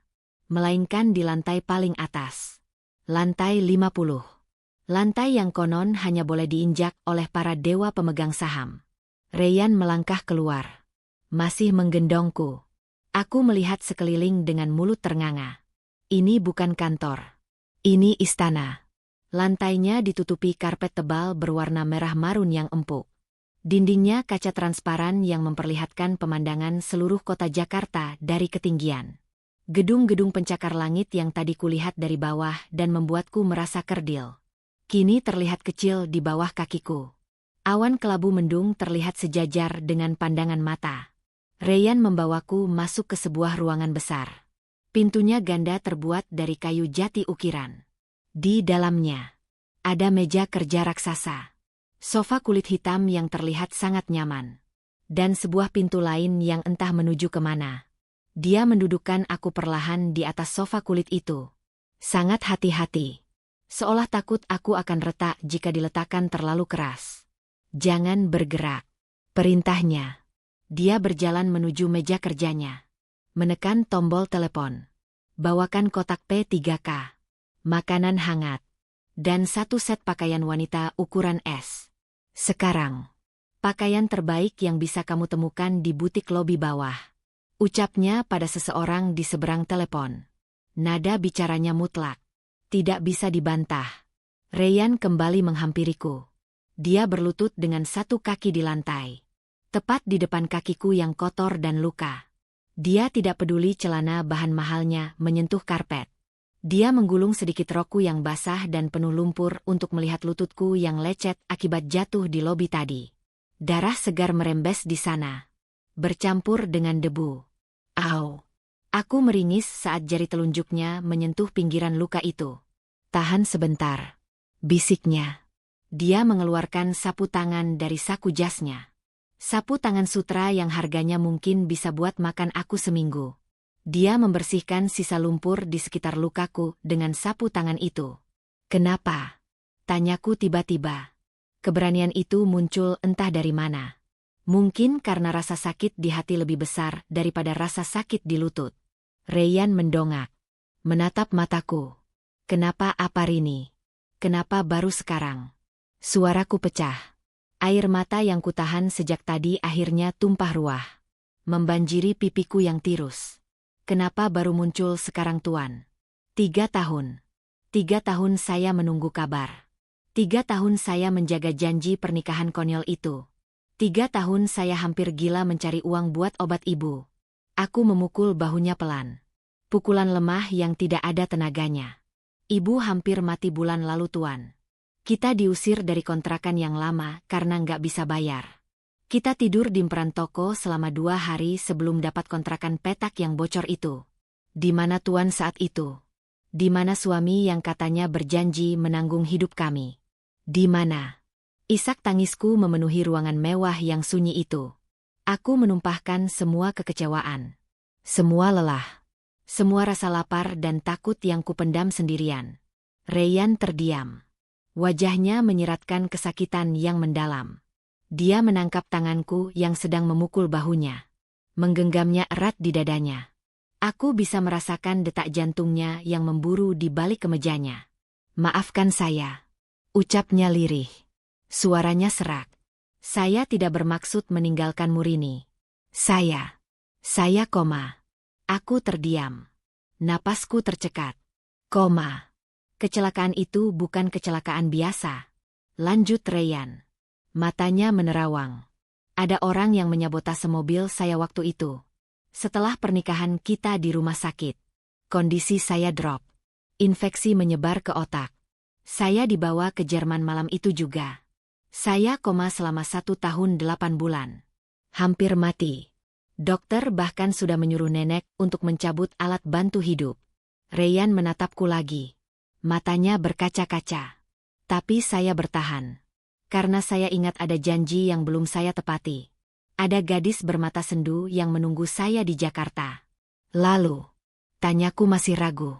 Setelah sadar, kenapa tidak menghubungi saya? Saya mencarimu, Rini. Demi Allah saya mencarimu, kata Ryan bersungguh-sungguh. Tapi saat saya kembali ke Indonesia 6 bulan lalu, rumah lamamu sudah rata dengan tanah. Tetanggamu bilang kamu pindah tanpa meninggalkan alamat. Saya menyewa detektif. Tapi Jakarta ini hutan rimba. Dan data kependudukanmu, entah kenapa tidak bisa dilacak. Sepertinya ada yang sengaja menghapus jejakmu agar saya tidak bisa menemukanmu. Ryan mengepalkan tangannya. Rahangnya mengeras lagi. Dan saya tahu siapa pelakunya sekarang. Orang-orang yang ingin menguasai perusahaan ini dengan cara menyingkirkan pewaris sahnya. Aku tertegun. Jadi dia tidak membuangku. Jadi dia juga menderita. Tiba-tiba rasa bersalah menyelinap di hatiku. Aku sudah berburuk sangka padanya. Tok, tok, tok. Ketukan di pintu memecah suasana emosional itu. Seorang pria muda berkacamata masuk dengan napas terengah-engah. Di tangannya ada kotak P3K. Beberapa tas belanja dari butik ternama. Dan nampan berisi makanan yang uapnya masih mengepul. Wangi sup ayam langsung memenuhi ruangan. Membuat perutku berbunyi nyaring. Kruyuk. Wajahku memerah padam. Malu setengah mati. Ryan tersenyum tipis. Sangat tipis. Tapi itu senyum pertama yang tulus yang kulihat hari ini. Dia mengambil nampan makanan itu dari asistennya. Letakkan barang-barang di sana, Dimas. Dan kamu boleh keluar. Jaga pintu. Jangan biarkan siapapun masuk. Termasuk nenek. Perintah Ryan. Siap, Pak. Pria bernama Dimas itu mengangguk hormat padaku. Sedikit canggung melihat bos besarnya berlutut di depan gadis gembel sepertiku. Lalu dia mundur dan menutup pintu. Makanlah, kata Ryan sambil menyodorkan mangkuk sup ayam dan nasi putih hangat. Aku menatap makanan itu. Potongan ayamnya besar-besar. Kuahnya bening kekuningan dengan taburan bawang goreng dan seledri. Jauh sekali bedanya dengan nasi bungkusku yang jatuh di lobi tadi. Air liurku menumpuk. Tanpa basa-basi lagi, aku mengambil sendok. Tanganku gemetar saat menyuapkan nasi itu ke mulut. Ya Allah, enak sekali. Hangat. Gurih. Rasa lapar yang sudah menyiksaku sejak kemarin malam seolah terbayar lunas. Aku makan dengan lahap. Sedikit berantakan. Aku lupa kalau aku sedang duduk di depan CEO kaya raya. Aku hanya Rini yang kelaparan. Ryan tidak memalingkan wajahnya. Dia justru mengambil obat merah dan kapas dari kotak P3K. Sambil aku makan, dia dengan telaten membersihkan lukaku, mengoleskan obat, dan menempelkan plester. Dia melakukannya dalam diam, membiarkan aku menikmati makananku. Setelah mangkuk itu bersih tak bersisa, Ryan menyodorkan gelas berisi air mineral. Sudah kenyang? Tanyanya lembut. Aku mengangguk malu. Terima kasih Tuan. Panggil saya Mas. Atau Ryan. Jangan Tuan. Saya suamimu. Bukan majikanmu. Koreksinya tegas. Sekarang, mandilah. Badanmu basah. Nanti kamu masuk angin. Di sana ada kamar mandi. Ada air hangat. Pakai baju yang baru dibeli Dimas. Baju lamamu buang saja. Tapi, di saku baju itu ada foto ibu. Kataku panik. Ambil fotonya. Buang bajunya. Baju itu membawa kenangan buruk hari ini. Kata Ryan. Aku menurut. Aku berjalan menuju pintu yang ditunjuk Ryan. Saat aku membukanya, mataku kembali terbelalak. Ini bukan kamar mandi. Ini spa pribadi. Ada bathtub besar dari marmer hitam. Ada jubah mandi tebal. Sabun-sabun cair dengan wangi mewah berjejer rapi. Aku mandi sambil menangis lagi. Tapi kali ini tangis haru. Air hangat yang membasuh tubuhku seolah melunturkan semua daki kemiskinan dan penghinaan yang menempel di kulitku hari ini. Aku menyabuni tubuhku berkali-kali, sampai wangi lumpur itu hilang berganti wangi mawar. Setelah selesai, aku memakai pakaian yang disiapkan. Sebuah dress selutut berwarna biru pastel yang bahannya sangat lembut. Ukurannya pas sekali di tubuhku. Aku bercermin. Sosok di pantulan kaca itu terlihat berbeda. Rini si gadis kumuh sudah hilang. Yang ada adalah Rini yang terlihat bersih. Meski wajahku masih pucat dan tirus. Tapi setidaknya, aku terlihat seperti manusia. Aku keluar dari kamar mandi dengan ragu-ragu. Rayyan sedang berdiri di depan jendela besar. Membelakangiku. Dia sedang menelepon seseorang dengan nada tinggi. Saya tidak peduli, Nek. Keputusan saya bulat. Saya akan mengumumkan status pernikahan saya di rapat pemegang saham besok. Saya tidak mau dijodohkan dengan Clarissa. Dia menutup telepon dengan kasar saat mendengar langkah kakiku. Rayyan berbalik. Dan untuk sesaat, dia terdiam. Matanya menyapu penampilanku dari atas ke bawah. Ada kilatan kekaguman di sana. Kamu cantik, Rini. Ucapnya jujur. Mahkota yang tersembunyi akhirnya terlihat. Aku menunduk tersipu. Terima kasih, Mas. Tiba-tiba, pintu ruangan didobrak dari luar. Suara keributan terdengar. Minggir kamu, Dimas. Saya ini neneknya. Saya berhak masuk. Seorang wanita tua dengan tongkat kayu eboni, berbalut kebaya modern yang sangat mewah dan penuh perhiasan, melangkah masuk dengan angkuh. Di belakangnya, mengekor seorang wanita muda yang cantiknya luar biasa. Kulit putih mulus. Rambut hitam panjang bergelombang. Wajahnya seperti boneka porselen. Nenek, desis Rayyan. Wajahnya menegang. Wanita tua itu menatap Rayyan tajam. Lalu tatapannya beralih padaku. Matanya menyipit penuh selidik. Menilai penampilanku dari ujung rambut sampai ujung kaki. Tatapan yang sama merendahkannya dengan tatapan Siska tadi. Bedanya, tatapan ini memiliki aura kekuasaan yang jauh lebih besar. Jadi ini alasannya kamu menolak Clarissa. Wanita tua itu menunjukku dengan tongkatnya. Rayyan maju selangkah. Melindungi tubuhku di belakang punggungnya. Perkenalkan, Nek. Ini Rini. Istri sah Rayyan. Cucu menantu yang nenek pilihkan sendiri 3 tahun lalu. Wanita tua itu tertawa sinis. Istri. Gadis kampung ini. Saya kira dia sudah mati kelaparan atau jadi gelandangan. Lihat dia, Rayyan. Lihat tangannya yang kasar. Lihat wajahnya yang kampungan. Dia tidak pantas bersanding denganmu sekarang. 3 tahun lalu dia cuma tumbal buang sial. Sekarang kamu sudah sehat. Buang dia. Kembalikan ke tempat asalnya di selokan. Dek. Hatiku hancur berkeping-keping. Jadi benar. Aku hanya tumbal. Aku hanya alat. Nenek. Bentak Rayyan. Jangan bicara begitu tentang istriku. Cukup. Potong wanita tua itu. Mulai besok, Clarissa yang akan menjadi tunangan resmimu. Saya sudah mengatur semuanya dengan dewan direksi. Kalau kamu menolak, saya akan pastikan gadis ini dan ibunya yang penyakitan itu menderita seumur hidup di Jakarta. Tidak ada rumah sakit yang mau menerima ibunya. Tidak ada tempat kerja yang mau menerima dia. Camkan itu. Wanita tua itu berbalik pergi. Diikuti oleh wanita cantik bernama Clarissa yang sempat melemparkan senyum mengejek ke arahku sebelum pintu tertutup. Hening. Kakiku lemas. Ancaman itu nyata. Ibu. Mereka mengancam ibu. Rini. Rayyan berbalik. Memegang bahuku. Jangan dengarkan dia. Saya akan melindungimu. Aku menepis tangan Rayyan. Mundur selangkah. Air mataku kembali menetes. Lindungi. Tanyaku lirih. Bagaimana Mas bisa melindungiku kalau nenekmu memegang nyawa ibumu? Mas dengar sendiri kan? Tidak ada rumah sakit yang akan menerima ibu. Aku menatap Rayyan dengan putus asa. Mas, ceraikan saja aku. Biarkan aku kembali jadi gembel. Asalkan ibumu selamat. Aku tidak pantas ada di sini. Dunia kita beda, Mas. Langit dan bumi tidak akan pernah bisa bersatu. Jangan bicara begitu. Ryan mencoba memelukku. Tapi aku menghindar. Aku berlari menuju pintu. Aku harus pulang. Aku harus menyelamatkan ibu sebelum wanita tua itu melakukan sesuatu yang jahat.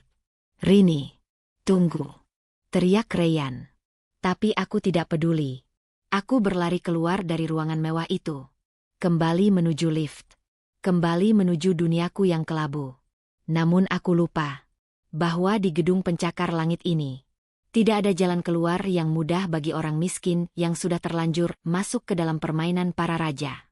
Saat pintu lift terbuka di depanku, 2 orang berbadan besar dengan setelan safari hitam sudah berdiri di sana, menghadang jalanku.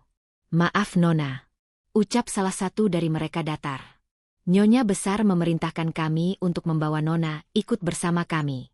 Sekarang, duniaku gelap seketika. Aku terjebak di antara suami yang baru kutemukan dan nenek sihir yang ingin menghancurkanku. Dan di kejauhan, aku mendengar suara sirine ambulan sayup-sayup. Perasaanku tidak enak. Ibu. 2 pria bertubuh raksasa itu berdiri kokoh seperti tembok beton di depan pintu lift.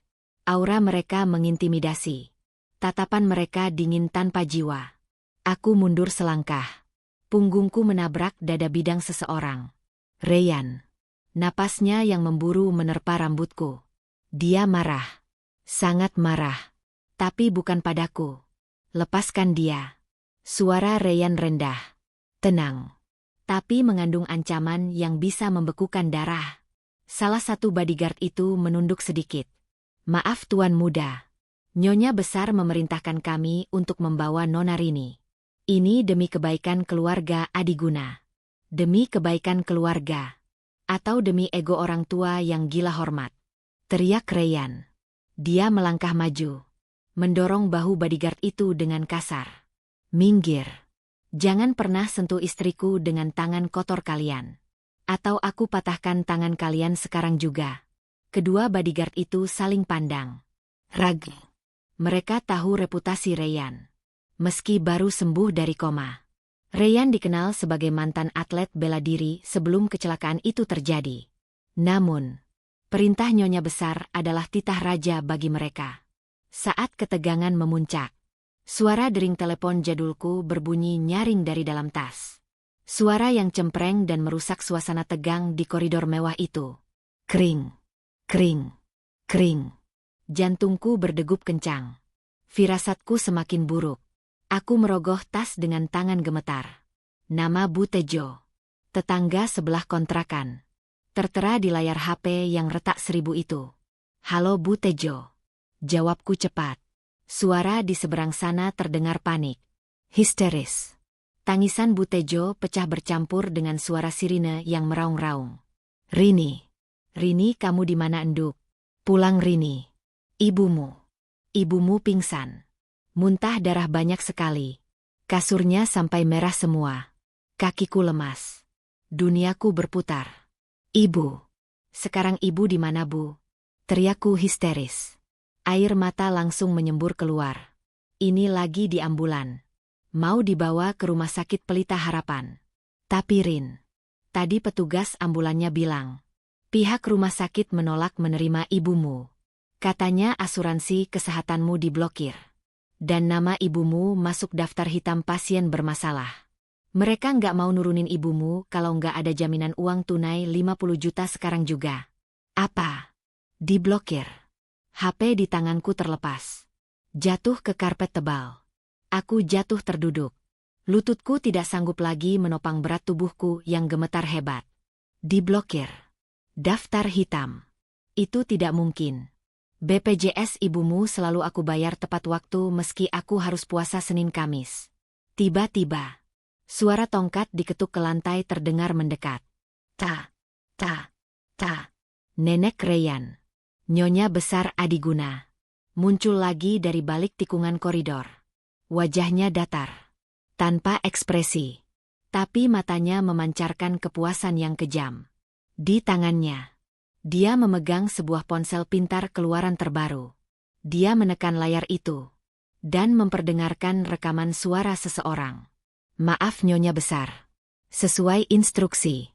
Kami sudah memblokir akses pengobatan atas nama Ibu Sari di seluruh jaringan rumah sakit grup Adiguna dan rekanan kami di Jakarta. Ambulan tidak akan menurunkan pasien sampai ada pelunasan tunai atau instruksi pembatalan blokir dari Nyonya. Nenek, teriak Reyhan. Dia berlari menerjang ke arah neneknya. Tapi dua bodyguard tadi dengan sigap menahan tubuh Reyhan. Apa yang nenek lakukan? Itu pembunuhan berencana, Nek.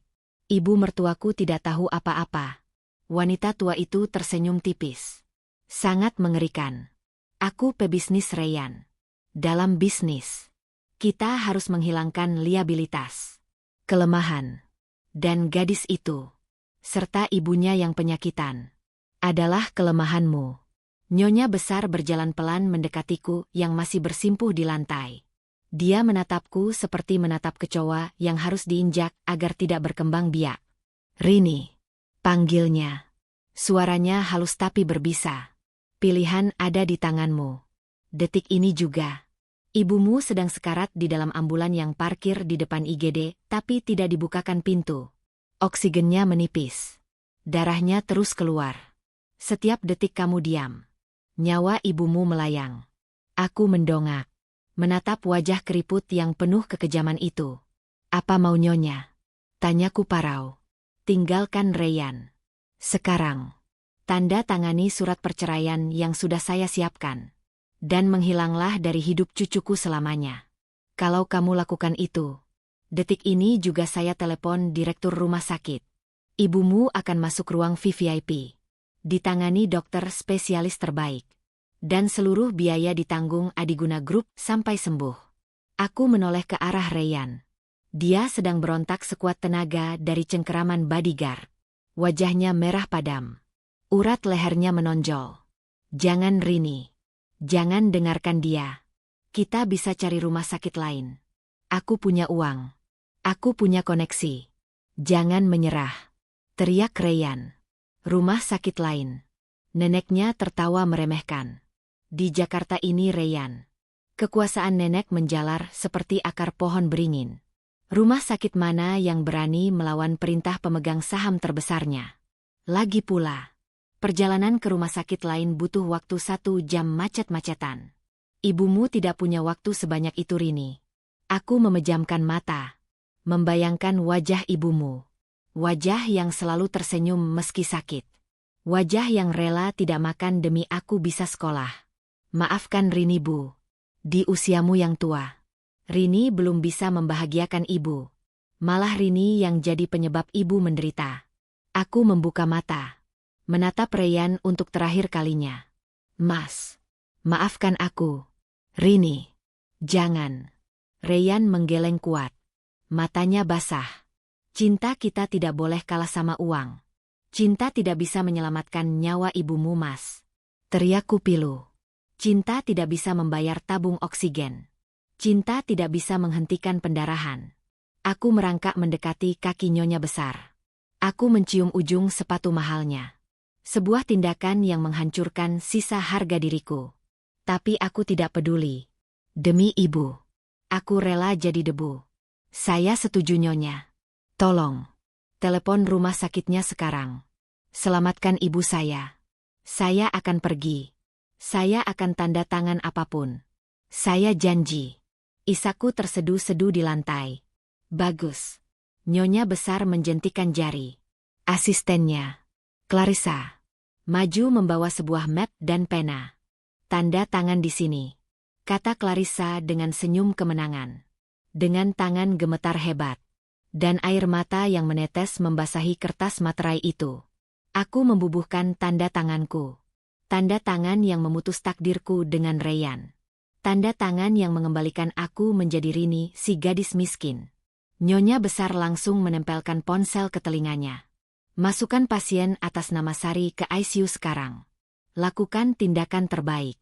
Tagihan masuk ke rekening pribadi saya. Dia menutup telepon. Menatapku dingin. Sudah. Sekarang pergi. Jangan pernah muncul di depan Reyhan lagi. Atau ibumu mati. Aku bangkit berdiri. Mengambil tasku yang tergeletak. Aku tidak berani menatap Reyhan. Aku takut kalau aku melihat matanya. Aku akan goyah. Aku berbalik dan berlari menuju lift. Rini. Tidak. Rini kembali. Teriak Ryan frustasi. Suara teriakan Ryan terdengar semakin jauh saat pintu lift tertutup, memisahkan kami sekali lagi. Kali ini, mungkin untuk selamanya. Di dalam lift, aku menangis tanpa suara. Dadaku sakit sekali, seperti ditusuk ribuan jarum. Tapi aku tidak boleh lemah. Aku harus ke rumah sakit. Aku harus melihat ibu. Aku sampai di lobi. Orang-orang kembali menatapku. Si gadis gembel yang tadi digendong bos besar, kini lari terbirit-birit keluar gedung sambil menangis. Pasti mereka berpikir aku sudah dibuang. Benar. Aku memang sampah yang harus dibuang. Aku berlari menembus hujan yang masih deras. Mencari ojek pangkalan karena aku tidak punya aplikasi ojek online di HP jadulku. Bang. Rumah sakit Pelita Harapan Bang. Ngebut ya bang. Ibu saya kritis. Teriakku pada tukang ojek yang sedang berteduh. Tukang ojek itu melihat kondisiku yang kacau. Tanpa banyak tanya, dia memberikan helm. Ayo Neng. Naik. Motor itu membelah kemacetan Jakarta. Meliuk-liuk di antara mobil-mobil mewah. Hujan menampar-nampar wajahku, menyamarkan air mata yang terus mengalir. Ya Allah. Selamatkan ibu. Ambillah nyawaku kalau perlu. Tapi jangan ibu. Dia satu-satunya yang aku punya. 30 menit kemudian, aku sampai di rumah sakit. Aku langsung lari ke IGD. Bajuku basah kuyup. Sepatu bututku mencetak jejak air di lantai rumah sakit yang bersih. Suster. Pasien atas nama Ibu Sari. Teriakku di meja perawat. Suster itu mengecek komputer. Oh, pasien dari Adi Gunaya. Sudah masuk ruang ICU 20 menit yang lalu Mbak. Sekarang sedang ditangani dokter spesialis. Mbak keluarganya. Iya. Saya anaknya. Tunggu di sini ya. Dokter akan keluar sebentar lagi. Aku merosot duduk di kursi tunggu besi yang dingin. Alhamdulillah. Ibu sudah ditangani. Pengorbananku tidak sia-sia. Aku kehilangan suami. Tapi aku tidak kehilangan ibu. Tiba-tiba, pintu otomatis lobi IGD terbuka. Sosok tinggi tegap dengan kemeja putih yang basah kuyup berlari masuk. Napasnya memburu. Matanya liar mencari-cari seseorang. Ryan. Dia menyusulku. Dia nekat. Ryan melihatku duduk di pojok. Dia langsung berlari menghampiriku. Rini. Aku panik. Aku berdiri. Mundur menjauh. Mas. Jangan kesini. Pergi mas. Nanti nenek tahu. Nanti pengobatan ibu dihentikan. Ryan tidak peduli. Dia menerjang memelukku. Erat sekali. Tubuhnya basah oleh hujan dan keringat. Persetan dengan nenek. Persetan dengan warisan. Persetan dengan Adiguna Group. Bisik Ryan di telingaku. Suaranya bergetar hebat. Aku sudah menelepon pengacara pribadiku. Aku akan menuntut nenek atas pemerasan dan percobaan pembunuhan. Aku akan membongkar semua kebusukan bisnis keluarga di media massa kalau dia berani menyentuh sehelai rambut ibumu lagi. Ryan melepaskan pelukannya. Memegang kedua pipiku. Menatap mataku dalam-dalam. Kamu istriku Rini. Tanda tangan di atas kertas itu tidak sah. Karena dilakukan di bawah ancaman. Di mata hukum. Dan di mata Allah. Kamu masih istriku. Dan mulai detik ini, tidak akan ada yang bisa memisahkan kita. Bahkan kematian sekalipun. Aku tertegun. Keberanian macam apa ini? Dia rela menghancurkan kerajaan bisnis keluarganya demi aku. Demi gadis miskin yang bau lumpur ini. Tapi mas, nenekmu orang yang sangat kuat. Dia bisa melakukan apa saja. Biar dia lakukan. Jawab Ryan mantap. Selama ini aku diam karena aku menghormatinya. Tapi saat dia menyakiti nyawaku, dia membangunkan monster yang salah. Tiba-tiba, pintu ruang ICU terbuka. Seorang dokter keluar dengan wajah lelah. Masker medisnya diturunkan. Keluarga Ibu Sari. Panggil dokter. Saya dok. Saya anaknya. Aku dan Ryan maju bersamaan. Dokter itu menatap kami berdua. Lalu menghela napas panjang. Ekspresi wajahnya membuat jantungku berhenti berdetak. Kami sudah berusaha semaksimal mungkin. Alat-alat terbaik sudah kami pasang. Obat termahal sudah kami suntikan sesuai instruksi VIP. Dokter itu menggeleng pelan. Tapi racun di tubuhnya sudah menyebar ke seluruh organ vital. Ginjalnya sudah berhenti bekerja total. Dan jantungnya sangat lemah. Maaf. Ibu Sari mengalami koma. Dan kemungkinan untuk sadar sangat tipis. Kecuali ada mukjizat. Kaki Reyhan goyah. Aku jatuh terduduk di lantai. Koma. Seperti Reyhan dulu. Apakah ini karma? Atau ujian yang tidak berujung? Dokter melanjutkan. Dan ada satu hal lagi. Kami menemukan bekas memar di punggung dan leher pasien. Sepertinya sebelum serangan jantung ini, pasien sempat mengalami kekerasan fisik atau benturan keras. Apakah ada yang memukul Ibu Sari sebelum dibawa ke sini? Mataku terbelalak. Memar. Kekerasan. Aku ingat 2 bodyguard nenek Reyhan yang tadi menjemput paksa. Aku ingat ancaman nyonya besar. Mereka. Desisku. Tinjuku mengepal sampai kuku menancap ke daging. Mas. Aku menatap Reyhan dengan tatapan nyalang. Penuh dendam. Nenekmu bukan hanya memblokir asuransi. Anak buahnya menyiksa ibumu. Reyhan mematung. Wajahnya berubah menjadi sangat mengerikan. Lebih mengerikan dari saat di lift tadi. Clarissa. Gumam Reyhan. Pasti Clarissa yang menyuruh orang melakukannya sebelum ambulan datang. Reyhan berbalik badan. Mengambil ponselnya. Halo. Mayor Agus. Suara Reyhan dingin. Datar. Seperti malaikat pencabut nyawa. Saya butuh bantuan pasukan khusus. Kepung rumah nenek saya. Jangan biarkan siapapun keluar. Terutama Clarissa. Saya akan ke sana.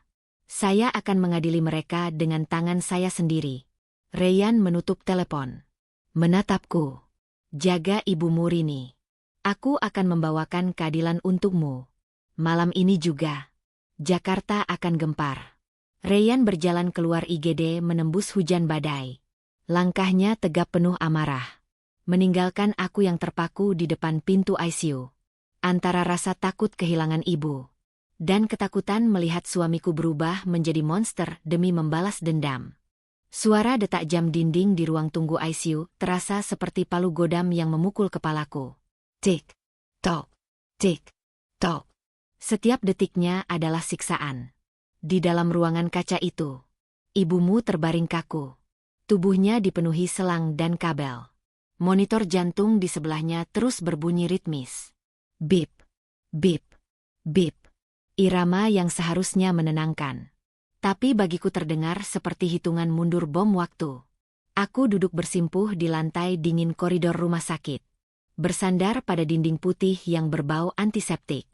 Bajuku sudah setengah kering. Tapi rasa dingin masih menusuk sampai ke tulang sumsum. Bukan karena AC rumah sakit. Tapi karena ketakutan yang mencekam.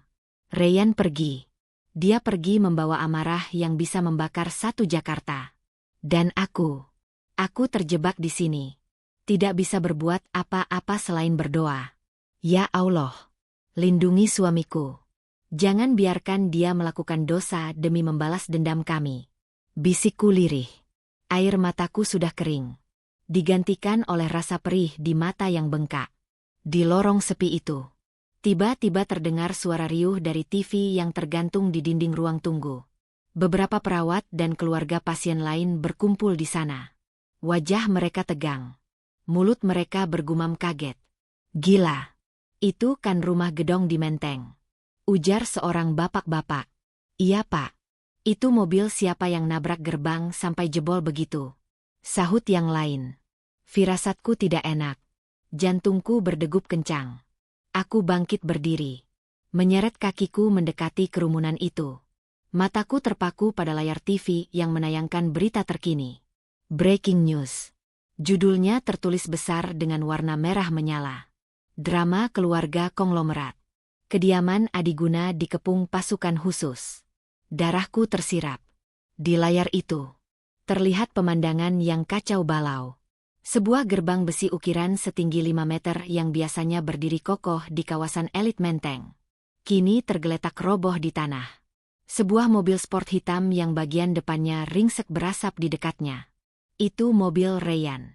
Kamera wartawan bergoyang-goyang, merekam sosok pria tinggi tegap yang berjalan masuk ke halaman luas itu, diikuti oleh puluhan orang berseragam hitam lengkap dengan senjata laras panjang. Mayor Agus. Rayyan benar-benar memanggil pasukan. Mas Rayyan. Desisku pelan. Tanganku menutup mulut. Ngeri. Kamera menyorot wajah Rayyan secara close up. Wajah itu. Wajah yang tadi lembut saat mengusap air mataku. Kini berubah menjadi wajah iblis yang haus darah. Matanya merah menyala. Kemeja putihnya yang kotor oleh lumpur dan noda darah entah milik siapa. Dibiarkan terbuka kancing atasnya. Dia berjalan tanpa rasa takut sedikitpun. Meski security rumah itu mencoba menghalanginya. Minggir. Atau mati. Suara Rayyan terdengar jelas meski lewat pengeras suara TV. Security berbadan besar itu langsung mundur ketakutan melihat pasukan di belakang Rayyan. Mereka tahu.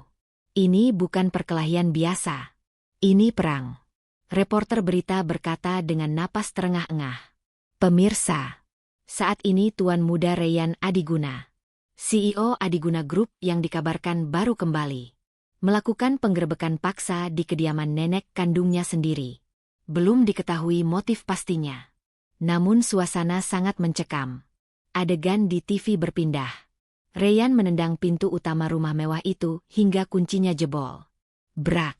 Suara hantaman itu membuat semua orang di rumah sakit ikut terlonjak. Aku merogoh saku roku. Mengambil HP jadulku. Aku mencoba menelepon Rayyan. Tapi tidak diangkat. Tentu saja. Dia sedang berperang. Aku beralih membuka aplikasi YouTube. Mencari live streaming dari warga sekitar yang mungkin merekam kejadian itu dari jarak dekat. Ketemu. Live streaming dari akun bernama Jakarta Keras. Penontonnya sudah tembus 200.000 orang dalam waktu 10 menit. Komentar-komentar netizen berjalan cepat seperti air terjun. Anjay. Sultan ngamuk. Itu istrinya diapain wo sampai ngamuk gitu. The real definition of lu jual gue borong satu kelurahan. Di layar HP yang retak. Aku bisa melihat kejadian di dalam ruang tamu mewah rumah nenek Rayyan. Ternyata ada seseorang di dalam rumah itu yang diam-diam merekam kejadian ini dan menyebarkannya. Mungkin pelayan yang ketakutan. Rayyan berdiri di tengah ruang tamu yang penuh barang antik. Di depannya, neneknya duduk di kursi roda emasnya. Wajah wanita tua itu pucat pasi. Tapi dia masih berusaha terlihat angkuh. Di sampingnya, Clarissa berdiri gemetar sambil memegang lengan nenek. Wajah cantiknya luntur oleh air mata ketakutan. Apa-apaan ini Rayyan? Kamu bawa preman ke rumah nenek. Teriak nenek dengan suara parau. Rayyan tidak menjawab. Dia berjalan pelan mendekati Clarissa. Clarissa memekik ketakutan. Mundur sampai punggungnya menabrak lemari kaca berisi keramik dinasti Ming. Clarissa. Panggil Rayyan pelan. Terlalu pelan. K.A. Kamu mau apa Rayyan? Aku tunanganmu. Sahut Clarissa gagap. Rayyan tertawa. Tawa yang mengerikan. Tunangan. Kamu bahkan tidak pantas menjadi debu di sepatu istriku. Rayyan mengeluarkan sebuah foto dari saku celananya dan melemparnya ke wajah Clarissa. Foto itu melayang jatuh ke lantai. Kamera live streaming menyorot foto itu. Itu adalah foto bukti CCTV rumah sakit. Foto Clarissa sedang berbicara dengan 2 bodyguard di parkiran belakang. Memberikan segepok uang. 30 menit yang lalu. Lanjut Rayyan dingin. Kamu menyuruh 2 anjing penjaga itu untuk memukul seorang wanita tua yang sedang sakit ginjal. Kamu menyuruh mereka menendang punggungnya agar dia pingsan. Supaya kalian bisa menyeret anaknya untuk tanda tangan surat cerai. Benar. Mata Clarissa terbelalak. Dia menggeleng panik. Enggak. Itu fitnah. Aku cuma suruh mereka jemput Rini. Jemput. Teriak Rayyan menggelegar. Dia meninju lemari kaca di sebelah kepala Clarissa. Prang. Kaca itu pecah berkeping-keping. Serpihannya berhamburan. Clarissa menjerit histeris sambil menutup telinganya. Ibu mertuaku, Clarissa. Teriak Ryan tepat di depan wajah wanita itu. Kalau dia meninggal malam ini. Demi Allah. Aku tidak butuh polisi. Aku sendiri yang akan mengirimmu ke neraka. Ampun Ryan. Ampun. Clarissa akhirnya ambruk. Dia bersimpuh di kaki Ryan. Menangis meraung-raung. Nenek yang suruh. Nenek bilang harus singkirkan ibunya Rini biar Rini mau pergi. Aku cuma ikut perintah. Sumpah Ryan. Aku nggak mau dipenjara. Pengakuan itu keluar. Terekam jelas. Ditonton oleh ratusan ribu orang di seluruh Indonesia. Kolom komentar meledak dengan sumpah serapah untuk Clarissa dan nenek. Ryan menoleh ke arah neneknya. Tatapannya penuh kekecewaan. Nenek dengar itu. Tanya Ryan lirih. Wanita tua itu terdiam. Tangannya gemetar memegang tongkat. Kamu anak durhaka. Kamu lebih membela anak gembel itu daripada darah dagingmu sendiri. Darah daging. Potong Ryan. Nenek bicara soal darah daging. 3 tahun lalu. Saat aku koma. Nenek memalsukan wasiat kakek kan. Suasana hening seketika. Nenek terbelalak. Dari mana kamu tahu? Ryan mengeluarkan sebuah dokumen tua yang sudah agak kuning dari balik jasnya. Dokumen asli yang selama ini disembunyikan. Kakek tidak pernah mewariskan perusahaan padaku. Kakek mewariskannya pada yayasan amal. Kecuali jika aku menikah dengan gadis pilihan kakek. Gadis yang lahir pada hari Jumat Kliwon di bulan Suro. Gadis yang memiliki tanda lahir berbentuk bulan sabit di bahu kirinya. Aku yang sedang menonton di rumah sakit tersentak. Aku hampir jatuh. Tanda lahir. Bulan sabit. Di bahu kiri. Tanganku gemetar meraba bahu kiriku sendiri. Di sana. Di balik kemeja lusuhku. Memang ada tanda lahir itu. Ibu selalu bilang itu tanda keberuntungan. Tapi aku tidak pernah tahu kalau itu berhubungan dengan wasiat kakek Ryan. Ryan melanjutkan. Dan Rini adalah gadis itu, Nek. Rini adalah cucu dari sahabat seperjuangan kakek dulu. Sahabat yang menyelamatkan nyawa kakek saat perang kemerdekaan. Kakek berhutang nyawa pada kakeknya Rini. Makanya kakek ingin membalas budi dengan menikahkan cucunya dan menjamin hidup mereka. Ryan melemparkan dokumen itu ke pangkuan nenek. Tapi nenek serakah. Nenek menyembunyikan fakta itu. Nenek menikahkan aku dengan Rini hanya sebagai formalitas, tolak bala, mistis. Lalu berencana membuangnya setelah aku sembuh agar nenek bisa menguasai saham yayasan itu. Nenek terbatuk-batuk. Wajahnya merah padam. Napasnya sesak. Kebenaran yang dia tutup rapat selama bertahun-tahun akhirnya terbongkar di depan mata dunia. Cukup Ryan. Cukup. Nenek bisa serangan jantung. Rintih nenek memegangi dadanya. Peduli apa aku? Balas Ryan dingin. Saat ibu mertuaku serangan jantung karena ulah nenek. Apa nenek peduli? Tidak kan? Ryan berbalik badan. Menghadap ke arah kamera live streaming yang dipegang pelayan. Dia tahu dia sedang ditonton. Dia tahu aku sedang menonton. Mayor Agus. Perintah Ryan. Siapa? Jawab suara tegas dari arah pintu. Tangkap mereka berdua. Bawa ke kantor polisi. Pasal berlapis. Percobaan pembunuhan berencana. Pemalsuan dokumen negara. Dan penganiayaan berat. Jangan ada perlakuan istimewa. Siap laksanakan. Pasukan berseragam hitam langsung merangsek maju. Clarissa menjerit-jerit saat tangannya diborgol. Nenek meronta-ronta di kursi rodanya saat didorong paksa keluar rumah. Pemandangan runtuhnya sebuah dinasti kesombongan yang dibangun di atas penderitaan orang kecil. Tapi kemenangan itu tidak terasa manis bagiku. Aku melihat wajah Ryan di layar. Dia tidak tersenyum. Dia terlihat lelah. Hancur. Dia menatap kamera seolah menatap langsung ke mataku. Rini. Bisiknya tanpa suara. Bibirnya bergerak membentuk namaku. Tiba-tiba. Suara panjang yang memekakan telinga terdengar dari belakangku. Aku tersentak kaget. Aku jatuh ke lantai. Aku berbalik badan menghadap ruang kaca ICU. Di dalam sana. Garis hijau di monitor jantung ibumu yang tadinya naik turun berirama. Kini berubah menjadi satu garis lurus yang datar. Tidak. Tidak mungkin. Suster. Dokter. Teriakku histeris. Aku menggedor-gedor kaca ICU. Tolong ibu saya. Tolong. 2 orang perawat dan 1 dokter berlari masuk ke dalam ruangan.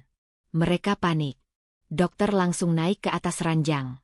Melakukan pompa jantung. CPR. 1, 2, 3. Tekan. Tubuh ibumu terguncang-guncang setiap kali dokter menekan dadanya. Tapi garis di monitor itu tetap lurus. Tetap mengeluarkan bunyi kematian yang menyayat hati. Jangan tinggalkan Rini, Bu. Rini mohon. Mas Ryan sudah menang, Bu. Kita sudah kaya. Kita sudah bisa beli kasur empuk. Bangun, Bu. Jangan pergi. Teriakku sambil merosot jatuh di depan pintu kaca. Di layar TV di dinding. Berita masih menayangkan Ryan yang digiring wartawan. Dia terlihat gagah sebagai pahlawan. Tapi dia tidak tahu bahwa di sini, di ruangan dingin ini, aku sedang kehilangan duniaku. Suster berlari keluar mengambil alat pacu jantung. Defibrillator. Charge 200 joule. Teriak dokter. Shock. Tubuh ibumu tersentak ke atas. Lalu jatuh lagi. Masih asistol. Belum ada detak jantung. Teriak perawat. Naikkan 300 joule. Shock. Tubuh kurus itu tersentak lagi. Lebih keras. Aku menutup mataku. Tidak sanggup melihatnya. Ya Allah. Kalau memang nyawa ibu harus diambil, ambillah nyawaku sebagai gantinya. Aku tidak sanggup hidup sendirian. Bunyi itu tidak berhenti. Dokter berhenti memompa. Dia melihat jam tangannya. Menatap perawat dengan pandangan putus asa. Gelengan kepala pelan dari sang dokter seolah menjadi palu hakim yang memvonis mati harapanku. Saat itulah, pintu lobi rumah sakit terbuka kasar. Ryan berlari masuk. Dia masih memakai kemeja kotor tadi. Dia pasti langsung ke sini setelah dari rumah nenek. Rini. Panggilnya. Napasnya tersengal. Dia melihatku yang bersujud di depan pintu kaca. Dia melihat ke dalam ruangan. Melihat dokter yang perlahan melepaskan tangannya dari dada ibumu. Ryan terpaku. Langkahnya terhenti. Wajah kemenangannya lenyap seketika. Digantikan oleh wajah ketakutan yang sama denganku. Tidak. Bisik Ryan. Jangan sekarang. Kumohon jangan sekarang. Ryan berlari menghampiriku. Memelukku dari belakang. Kami berdua menatap ke dalam ruang kaca itu. Menunggu keajaiban. Atau menunggu kematian. Dokter di dalam sana menundukkan kepala. Dia berjalan pelan menuju pintu keluar. Membuka pintu kaca itu. Menatap kami berdua dengan mata sendu. Maafkan kami Pak Ryan. Bu Rini. Kami sudah berusaha sekuat tenaga. Tapi, jangan katakan. Potongku cepat. Jangan berani-berani dokter mengatakannya. Dokter itu menghela napas berat. Ibu Sari telah berpulang ke rahmatullah. Pukul 21:15. Duniaku gelap. Hening. Tidak ada suara lagi. Hanya ada rasa sakit yang merobek dada. Aku tidak menjerit. Aku tidak menangis. Aku hanya merasa kosong. Jiwaku seolah ikut terbang bersama napas terakhir ibu. Aku berjalan masuk ke dalam ruangan dengan tatapan kosong. Mengabaikan Ryan yang menangis di belakangku. Aku mendekati jasad ibu. Wajahnya tenang. Seperti orang tidur. Kerutan kesakitan yang biasa ada di dahinya sudah hilang. Aku memegang tangannya. Masih hangat. Tapi tidak ada denyut nadi. Bu. Panggilku lirih. Ibu janji mau tidur di kasur empuk kan? Ini bukan kasur kita, Bu. Ayo pulang. Tidak ada jawaban. Hanya dingin yang mulai menjalar perlahan. Aku menarik selimut putih sampai menutupi wajahnya. Menutup kisah perjuangan seorang ibu yang rela mati demi harga diri anaknya. Selamat jalan, Bu. Bisikku. Tunggu Rini di pintu surga. Aku berbalik badan. Menatap Ryan yang berdiri mematung di ambang pintu. Dia terlihat sangat bersalah. Seolah kematian ini adalah dosanya karena terlambat datang. Mas. Ucapku datar. Tanpa emosi. Rayyan mengangkat wajahnya. Air mata membasahi pipi maskulinnya. Ya sayang. Maafkan Mas. Maafkan Mas. Bawa Clarissa dan nenek ke sini. Kataku dingin. Rayyan terbelalak. Apa? Bawa mereka ke pemakaman ibu besok. Aku ingin mereka melihat lubang kuburan yang mereka gali dengan keserakahan mereka. Aku ingin mereka mendengar suara tanah yang menutup peti mati ibu. Mataku menatap tajam ke arah Rayyan. Tatapan yang bukan lagi milik Rini, si gadis polos. Tapi tatapan seorang wanita yang baru saja kehilangan segalanya dan tidak lagi memiliki rasa takut pada siapapun. Dan setelah itu Mas. Lanjutku. Siapkan pengacara terbaikmu. Karena aku akan menuntut hak waris kakekmu. Bukan karena aku butuh uang. Tapi karena aku akan menggunakan setiap sen dari uang itu untuk menghancurkan siapa saja yang membuat ibuku menderita. Rayyan menatapku dengan campuran rasa ngeri dan kagum. Dia mengangguk pelan. Apapun yang kamu minta Rini. Dunia ini milikmu sekarang. Di luar jendela. Hujan badai akhirnya berhenti. Menyisakan langit malam Jakarta yang gelap gulita tanpa bintang. Sama seperti hatiku malam ini. Gelap. Dingin. Dan siap menelan siapa saja yang berani mengusikku lagi. Pagi itu langit Jakarta tidak menangis seperti kemarin. Matahari bersinar terik. Menyengat kulit. Seolah alam ingin menyoroti dengan jelas dosa-dosa yang telah diperbuat manusia. Di pemakaman umum karet bifak yang padat. Ratusan orang berkumpul. Bukan hanya tetangga kontrakan yang datang dengan baju lusuh. Tapi juga puluhan wartawan dengan kamera besar mereka. Dan pasukan polisi yang menjaga ketat area itu seakan-akan presiden yang akan datang. Aku berdiri di pinggir liang lahat yang masih menganga.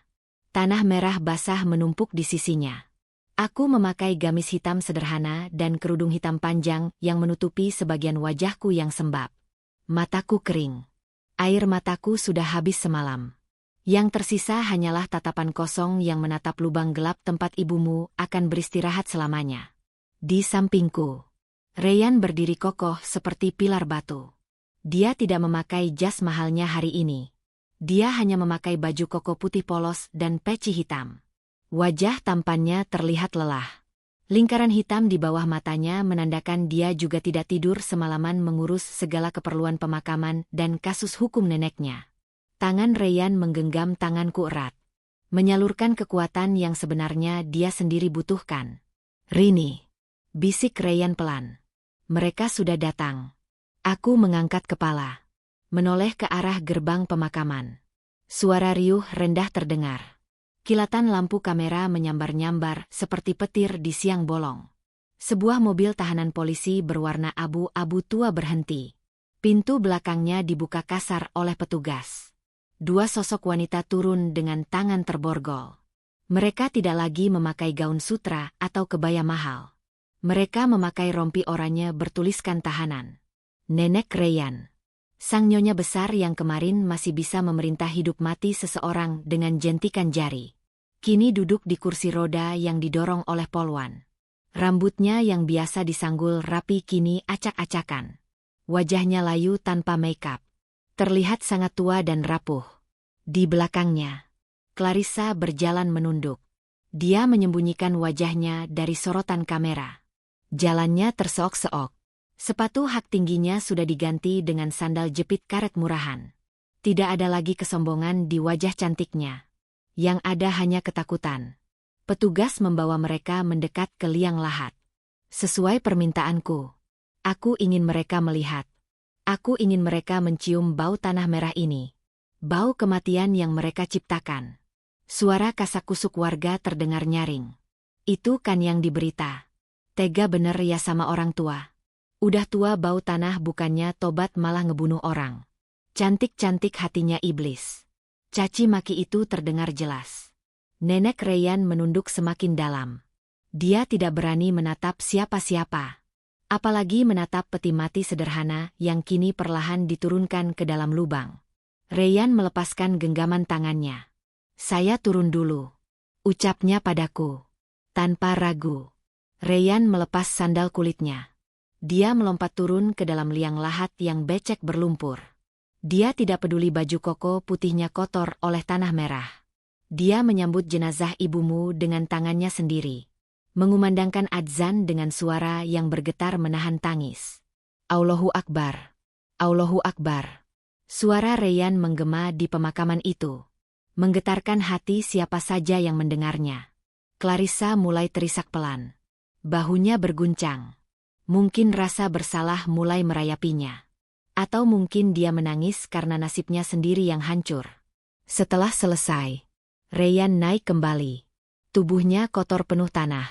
Tapi bagiku, dia terlihat lebih mulia daripada saat dia memakai jas seharga ratusan juta. Para penggali kubur mulai menutup liang lahat. Suara tanah yang jatuh menimpa papan penutup jenazah terdengar berdebum. Bum, bum, bum. Setiap debuman itu seperti palu yang memukul dadaku. Menyadarkanku bahwa ini nyata. Ibu benar-benar pergi. Ibu tidak akan bangun lagi minta dipijat kakinya. Ibu tidak akan lagi menungguku pulang kerja. Setelah gundukan tanah merah itu terbentuk sempurna. Dan nisan kayu sementara bertuliskan nama ibu tertancap. Aku melangkah maju. Aku menaburkan bunga mawar merah dan melati. Wangi bunga bercampur bau tanah basah menyeruak. Aku berbalik badan. Menghadap ke arah Nenek dan Clarissa yang dijaga polisi di seberang makam. Bawa mereka ke sini. Perintahku. Suaraku serak tapi tajam. Polisi mendorong kursi roda Nenek dan menarik lengan Clarissa agar berdiri tepat di depan nisan ibumu. Hanya terpisah jarak 1 meter dariku. Clarissa gemetar hebat. Rini. M.A. Maafin aku, Rin. Aku nggak bermaksud. Diam. Bentakku. Satu kata lagi keluar dari mulut kotormu. Aku suruh polisi melakban mulutmu. Clarissa langsung bungkam. Dia menangis tanpa suara. Aku beralih menatap Nenek Rayyan. Wanita tua itu akhirnya berani mengangkat wajahnya. Matanya bertemu dengan mataku. Masih ada sisa-sisa harga diri di sana. Puas kamu? Desis Nenek pelan. Kamu sudah menghancurkan nama baik keluarga Adiguna. Kamu sudah memenjarakan Nenek dari suamimu sendiri. Aku tersenyum miris. Menghancurkan. Nyonya salah. Saya tidak menghancurkan apa-apa. Keserakahan Nyonya yang menghancurkan segalanya. Aku berjongkok di depan kursi rodanya. Menyejajarkan mataku dengannya. Lihat gundukan tanah itu, Nyonya. Di dalamnya ada wanita yang seumur hidupnya tidak pernah menyakiti semut pun. Wanita yang rela makan nasi garam demi anaknya bisa beli buku. Wanita yang Nyonya anggap sampah. Aku menunjuk makam ibu. Uang Nyonya triliunan. Aset Nyonya di mana-mana. Tapi bisakah uang itu membuat ibu saya bernapas lagi 1 detik saja? Bisa. Nenek terdiam. Bibirnya gemetar. Tidak bisa kan? Jawabku sendiri. Jadi buat apa Nyonya sombong? Pada akhirnya, rumah masa depan kita sama. Ukurannya 2 kali 1 meter. Gelap, sempit, dan sendirian. Bedanya, ibu saya pergi dengan membawa doa dari anak yang mencintainya. Sedangkan Nyonya akan pergi dengan membawa sumpah serapah dari ribuan orang yang Nyonya zalimi. Kata-kataku menohok ulu hatinya. Nenek memegang dadanya. Napasnya mulai tersengal-sengal. Wajahnya berubah dari pucat menjadi kebiruan. Rayyan. Panggil Nenek terbata-bata. Rayyan yang berdiri di belakangku hanya menatap dingin. Dia tidak bergerak sedikitpun untuk menolong. Ini akibat perbuatan Nenek sendiri. Rasakan sakitnya, Nek. Itu belum seberapa dibanding sakitnya ibu mertuaku saat Nenek suruh orang memukul punggungnya. Ucap Rayyan datar. Nenek terbelalak. Syok melihat cucu kesayangannya sudah benar-benar membuangnya. Tiba-tiba tubuh Nenek kejang. Matanya memutih. Dia ambruk terkulai di kursi rodanya. Mulutnya miring. Wartawan berteriak heboh. Polisi panik. Panggil dokter. Tahanan pingsan. Stroke. Sepertinya stroke. Clarissa menjerit histeris melihat neneknya lumpuh seketika. Nenek. Jangan mati, Nek. Jangan tinggalin Clarissa sendiri di penjara. Sirine ambulan kembali meraung. Petugas medis mengangkut tubuh kaku Nyonya besar. Karma dibayar tunai. Di depan makam korbannya sendiri. Allah tidak tidur. Dia memperlihatkan keadilannya dengan cara yang paling dramatis. Setelah kericuhan itu mereda, dan mobil polisi membawa mereka pergi, suasana pemakaman kembali hening. Orang-orang mulai bubar satu persatu, menyisakan aku dan Ryan berdua di bawah pohon Kamboja yang menaungi makam ibu. Aku berlutut, mengusap nisan kayu itu. Sudah lunas, Bu, bisikku. Orang yang menyakiti ibu sudah dapat balasannya. Ibu yang tenang ya di sana. Ryan ikut berlutut di sampingku. Dia merangkul bahuku. Kita pulang ya Rini. Kamu butuh istirahat, kata Ryan lembut. Pulang kemana Mas? Tanyaku hampa. Kontrakan kita sudah habis masa sewanya. Pulang ke rumah kita. Ke penthouse Adiguna. Mulai hari ini. Itu rumahmu. Kamu nyonya rumahnya. Aku mengangguk lemah. Aku berdiri dibantu Ryan. Saat aku hendak melangkah, kakiku tersandung tas plastik hitam berisi barang-barang peninggalan ibu yang tadi diserahkan suster rumah sakit. Baju terakhir yang dipakai ibu. Dan dompet kumalnya. Dompet itu terjatuh. Isinya berhamburan di atas rumput. Uang receh logam. KTP. Dan sebuah amplop kertas yang sudah lecek berwarna coklat. Aku memungut amplop itu. Hatiku berdesir. Di depannya tertulis dengan tulisan tangan ibu yang gemetar. Untuk anakku Rini. Dibaca kalau ibu sudah tidak ada. Mas. Ini. Suaraku tercekat. Baca Rini. Mungkin itu pesan terakhir ibu, kata Ryan. Dengan tangan gemetar. Aku membuka amplop itu. Di dalamnya ada secari kertas buku tulis yang dirobek. Tulisan ibu jelek dan miring-miring. Mungkin ditulis saat ibu sedang kesakitan sendirian di kontrakan saat aku sedang kerja serabutan. Aku membacanya perlahan. Air mata kembali menetes membasahi kertas itu. Assalamualaikum anakku sayang. Rini, kalau kamu baca surat ini, berarti ibu sudah nggak sakit lagi. Jangan nangis ya Nduk. Ibu sudah capek. Ibu ingin istirahat. Rini, ibu punya rahasia yang selama ini ibu simpan rapat-rapat. Sebenarnya, ayahmu belum meninggal. Ayahmu bukan orang jahat. Dulu kami terpisah karena kerusuhan tahun 98. Rumah kami dibakar.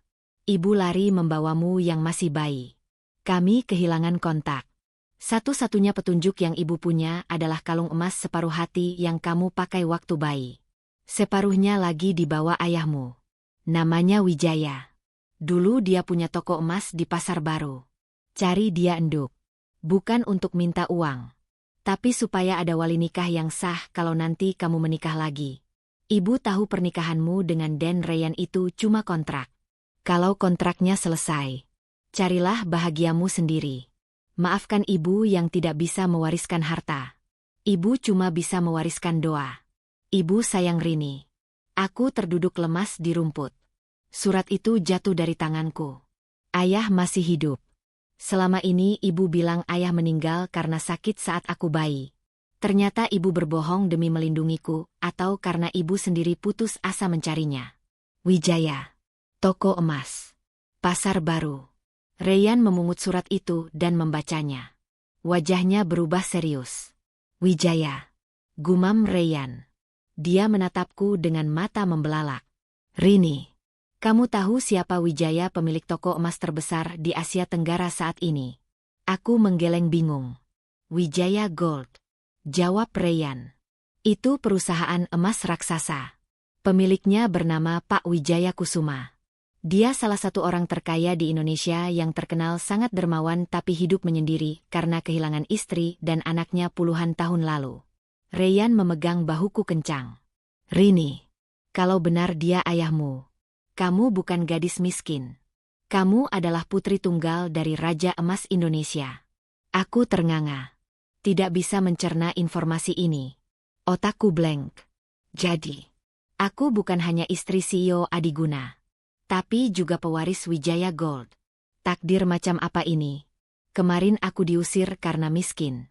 Hari ini aku tahu kalau aku berdiri di atas gunung emas yang tidak aku sadari. Ayo Rini. Ryan menarik tanganku semangat. Matanya berbinar. Kita tidak pulang ke penthouse. Kita ke pasar baru sekarang. Kita cari Pak Wijaya. Kita buktikan kebenaran surat ibu ini. Tapi Mas, bajuku kotor. Kita baru dari kuburan. Tidak peduli. Kata Ryan mantap. Biar dunia melihat. Berlian tetaplah berlian meski terbungkus lumpur. Clarissa dan nenek menangis darah kalau tahu hal ini. Mereka menghina anak seorang raja emas. Kami berjalan keluar dari pemakaman dengan langkah cepat. Matahari bersinar semakin terik. Tapi kali ini, sinarnya terasa hangat. Seolah ibu di atas sana sedang tersenyum dan membuka jalan untukku. Aku masuk ke dalam mobil sport Ryan yang lain. Yang baru diantar sopir pengganti. Mesin menderu. Membelah jalanan Jakarta menuju babak terakhir dari kisah hidupku. Menuju pertemuan yang akan mengubah sejarah. Namun aku berjanji dalam hati. Meski nanti aku punya uang segunung emas sekalipun. Aku tidak akan pernah menjadi seperti nenek Ryan. Aku akan tetap menjadi Rini.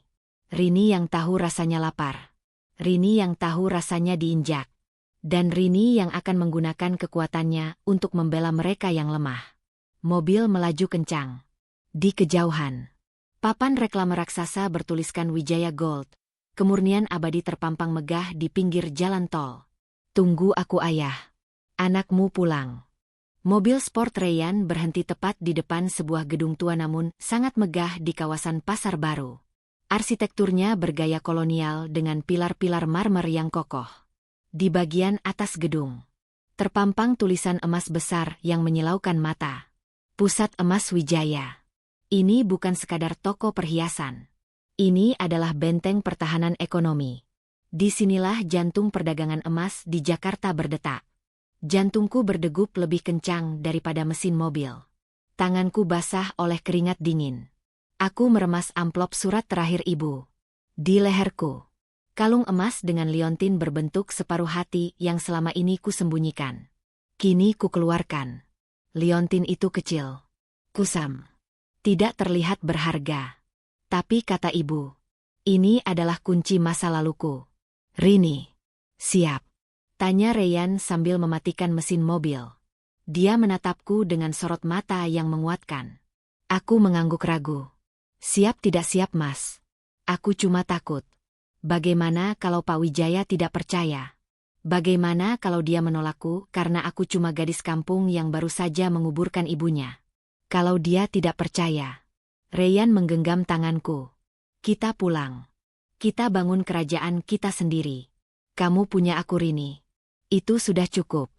Kata-kata Ryan menjadi bahan bakar keberanianku. Kami turun dari mobil. Penampilanku masih berantakan. Gamis hitamku kotor di bagian bawah karena tanah kuburan. Mataku bengkak. Wajahku tanpa bedak. Sangat kontras dengan etalase toko yang penuh kilauan berlian dan emas murni. Saat kami masuk, satpam berseragam safari biru langsung menghadang. Matanya menatap curiga ke arahku. Namun saat dia melihat Ryan, sikapnya langsung berubah hormat. Selamat siang Pak Ryan Adiguna. Ada yang bisa kami bantu? Tumben Bapak datang kemari. Sapa satpam itu ramah namun tetap waspada. Saya mau bertemu Pak Wijaya Kusuma. Sekarang. Penting. Jawab Ryan tegas. Satpam itu tampak ragu. Maaf Pak Ryan. Bapak tahu sendiri kan aturannya. Pak Wijaya tidak menerima tamu siapapun sejak 10 tahun lalu. Beliau mengurung diri di lantai atas. Semua urusan bisnis diwakilkan oleh direksi. Bilang padanya. Ryan menatap tajam satpam itu. Saya membawa seseorang yang membawa separuh hatinya yang hilang. Bilang begitu. Kalau dia menolak, katakan dia akan menyesal sampai mati. Satpam itu menelan ludah.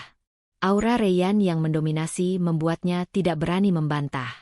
Dia segera mengangkat walkie-talkie. Berbisik-bisik tegang. 5 menit menunggu di lobi yang penuh dengan lukisan sejarah Jakarta tempo dulu. Rasanya seperti 5 tahun. Akhirnya, satpam itu kembali dengan wajah pucat. Silakan Pak. Bu. Lift khusus di sebelah kanan sudah dibuka. Pak Wijaya menunggu di ruang kerjanya. Kami berjalan menuju lift. Lift ini berbeda dengan lift di kantor Rayyan yang penuh orang sombong. Lift ini sunyi. Berlapis kayu jati tua yang harum. Kami naik ke lantai teratas. Lantai 5. Ting. Pintu lift terbuka. Langsung menghadap sebuah ruangan luas yang gelap. Gorden-gorden tebal tertutup rapat. Hanya ada satu lampu meja yang menyala di sudut ruangan. Di sana, duduk seorang pria tua di kursi rodanya. Menghadap ke arah jendela yang tertutup. Rambutnya putih semua. Bahunya merosot. Memancarkan aura kesepian yang luar biasa menyedihkan. Pak Wijaya. Panggil Rayyan pelan. Kursi roda itu berputar perlahan. Suara dencitan roda memecah keheningan. Wajah pria tua itu terangkat. Wajah yang tegas namun penuh guratan kesedihan. Matanya tajam. Mirip mataku. Rayyan Adiguna. Suara Pak Wijaya berat dan serak. Jarang digunakan bicara. Kamu bilang kamu membawa separuh hatiku. Apa maksudmu? Jangan main-main dengan orang tua yang sudah tidak punya harapan hidup. Rayyan tidak menjawab. Dia mundur selangkah. Memberi ruang untukku. Aku berdiri gemetar di bawah sorotan lampu meja. Aku merasa kerdil. Siapa kamu? Tanya Pak Wijaya dingin.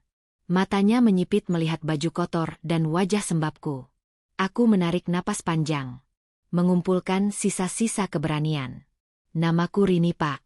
Tadi pagi, saya baru saja memakamkan ibu saya. Ibu Sari. Pak Wijaya tidak bereaksi mendengar nama Sari. Mungkin dia lupa. Atau mungkin nama itu bukan nama asli ibu. Ibu meninggalkan surat ini. Kataku sambil meletakkan surat lusuh itu di meja kerjanya yang terbuat dari kayu mahoni. Dan ibu bilang, saya harus mencari pemilik separuh hati ini. Aku mengangkat tanganku. Memperlihatkan liontin kalung emas berbentuk separuh hati yang menggantung di leherku. Mata Pak Wijaya yang tadinya redup. Tiba-tiba terbelalak lebar. Dia memajukan tubuhnya. Tangannya yang keriput gemetar hebat saat meraih kacamata bacanya. Dia menatap kalung itu lekat-lekat. Napasnya mulai memburu. Dari mana? Dari mana kamu dapat kalung ini? Teriaknya histeris. Dia berusaha berdiri dari kursi rodanya, tapi kakinya lemah. Ini kalung saya sejak bayi, Pak. Kata ibu. Ini satu-satunya petunjuk siapa ayah saya.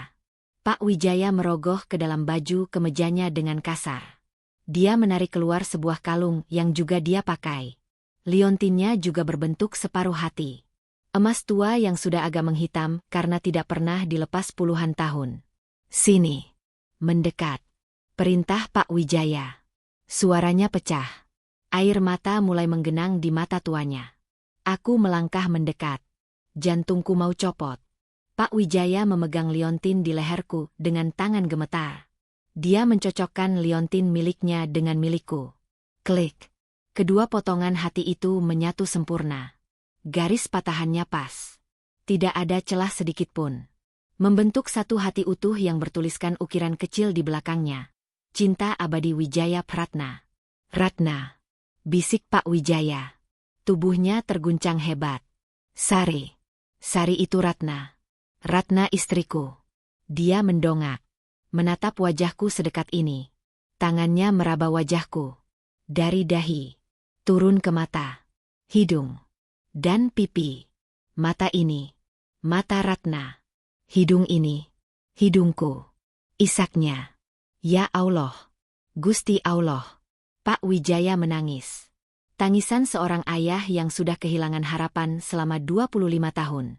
Tangisan yang memilukan hati. Dia menarikku ke dalam pelukannya. Membenamkan wajahnya di perutku karena dia duduk di kursi roda. Anakku. Putriku. Kirana. Namamu Kirana Wijaya. Bukan Rini. Kamu masih hidup enduk. Ayah mencarimu ke seluruh dunia. Ayah pikir kalian sudah mati terbakar di kerusuhan itu. Aku kaku sejenak. Lalu perlahan. Pertahanan diriku runtuh. Aroma tubuh pria tua ini terasa asing. Tapi pelukannya terasa hangat. Sehangat pelukan ibu. Ayah. Panggilku lirih. Kata itu terasa aneh di lidahku. Tapi terasa benar di hatiku. Iya enduk. Ini ayah. Maafkan ayah. Maafkan ayah tidak bisa melindungimu dan ibumu.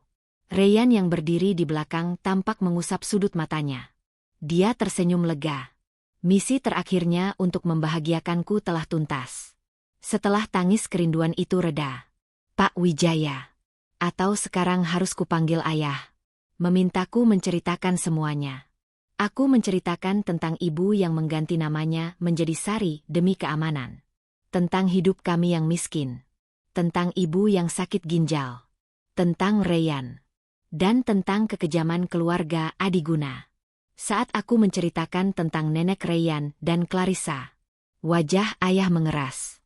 Dia memukul meja kerjanya dengan keras. Kurang ajar, teriak ayah. Berani-beraninya wanita tua bangka itu menghina putriku. Berani-beraninya dia membuat istriku menderita sampai mati. Ayah menekan tombol interkom di mejanya. Tombol darurat yang menghubungkan langsung ke seluruh direksi. Kumpulkan semua pengacara perusahaan. Tarik semua investasi Wijaya Gold dari anak perusahaan Adiguna yang dikelola nenek sihir itu. Hancurkan bisnis mereka sampai ke akar-akarnya. Dan umumkan ke media bahwa putri tunggal Wijaya Kusuma telah kembali. Pewaris tunggal tahta Wijaya Gold sudah ditemukan. Siap Pak Wijaya. Suara di seberang sana terdengar panik sekaligus antusias. Ayah menatapku dan Rayyan. Rayyan, kata ayah tegas. Terima kasih kamu sudah menjaga putriku. Meskipun keluargamu brengsek. Tapi saya lihat kamu laki-laki sejati. Mulai hari ini, kamu bukan cuma CEO Adiguna. Kamu adalah menantu Wijaya Kusuma. Siapapun yang menyentuhmu, berhadapan dengan saya. Rayyan menunduk hormat. Terima kasih Pak. Saya mencintai Rini bukan karena dia pewaris. Tapi karena dia Rini. Sore itu juga, berita gempar kembali mengguncang Indonesia. Belum kering berita tentang penangkapan nenek Rayyan. Kini muncul berita yang lebih besar. Putri Raja Emas ditemukan. Aku diajak ayah keluar ke balkon gedung yang menghadap Jalan Raya Pasar Baru. Di bawah sana, ratusan wartawan sudah berkumpul seperti semut. Ayah yang selama ini lumpuh dan bersembunyi, memaksakan diri untuk berdiri dengan berpegangan pada pagar balkon. Di sebelah kirinya ada aku. Di sebelah kanannya ada Rayyan. Ayah mengangkat tanganku tinggi-tinggi ke udara. Perkenalkan, teriak ayah dengan suara lantang yang diamplifikasi sound system gedung. Ini Kirana Wijaya, putri kandung saya. Ratu masa depan kalian. Jangan pernah ada yang berani merendahkannya lagi. Karena merendahkan dia berarti mengajak perang Wijaya Gold. Kilatan kamera membabi buta. Wajahku terpampang di videotron raksasa di seberang jalan. Rini si gadis bersepatu karet gelang. Kini berdiri di puncak dunia. Diapit oleh dua pria paling berkuasa. Ayah sang Raja Emas. Dan suami sang CEO muda. Tapi di tengah keriuhan itu, aku menatap ke langit sore yang mulai memerah. Aku melihat awan berarak membentuk wajah ibu yang tersenyum. Lihat Bu, bisikku dalam hati. Rini tidak sendiri lagi. Ibu benar. Roda itu berputar. Dulu kita di bawah, terinjak dan berlumpur. Sekarang, Allah mengangkat kita ke tempat yang tidak pernah kita bayangkan. Aku menoleh ke Rayyan. Dia tersenyum padaku. Senyum yang menjanjikan masa depan yang cerah. Ini baru awal Rini. Bisik Rayyan. Kita akan gunakan kekuatan ini untuk membantu orang-orang seperti ibumu. Agar tidak ada lagi orang miskin yang ditolak rumah sakit. Agar tidak ada lagi karyawan yang diusir dari lift karena sepatunya rusak. Aku mengangguk mantap. Air mataku menetes satu terakhir kali. Bukan air mata sedih, tapi air mata syukur. Assalamualaikum masa depan. Rini yang lemah sudah mati dikubur bersama penderitaan masa lalu. Sekarang yang lahir adalah Kirana Rini Wijaya. Wanita yang tidak akan pernah lupa dari mana dia berasal. Dan wanita yang akan membuktikan bahwa kemuliaan seseorang bukan dilihat dari sepatunya, tapi dari hatinya. Tamat. Terima kasih telah mengikuti kisah Rini dan Rayyan di channel Dunia Beda. Semoga kisah ini menjadi pelajaran bagi kita semua untuk tidak memandang rendah orang lain. Karena kita tidak pernah tahu takdir apa yang Allah siapkan untuk mereka esok hari. Jangan lupa like, comment, dan subscribe untuk cerita dramatis lainnya. Sampai jumpa di kisah selanjutnya. Wassalamualaikum warahmatullahi wabarakatuh.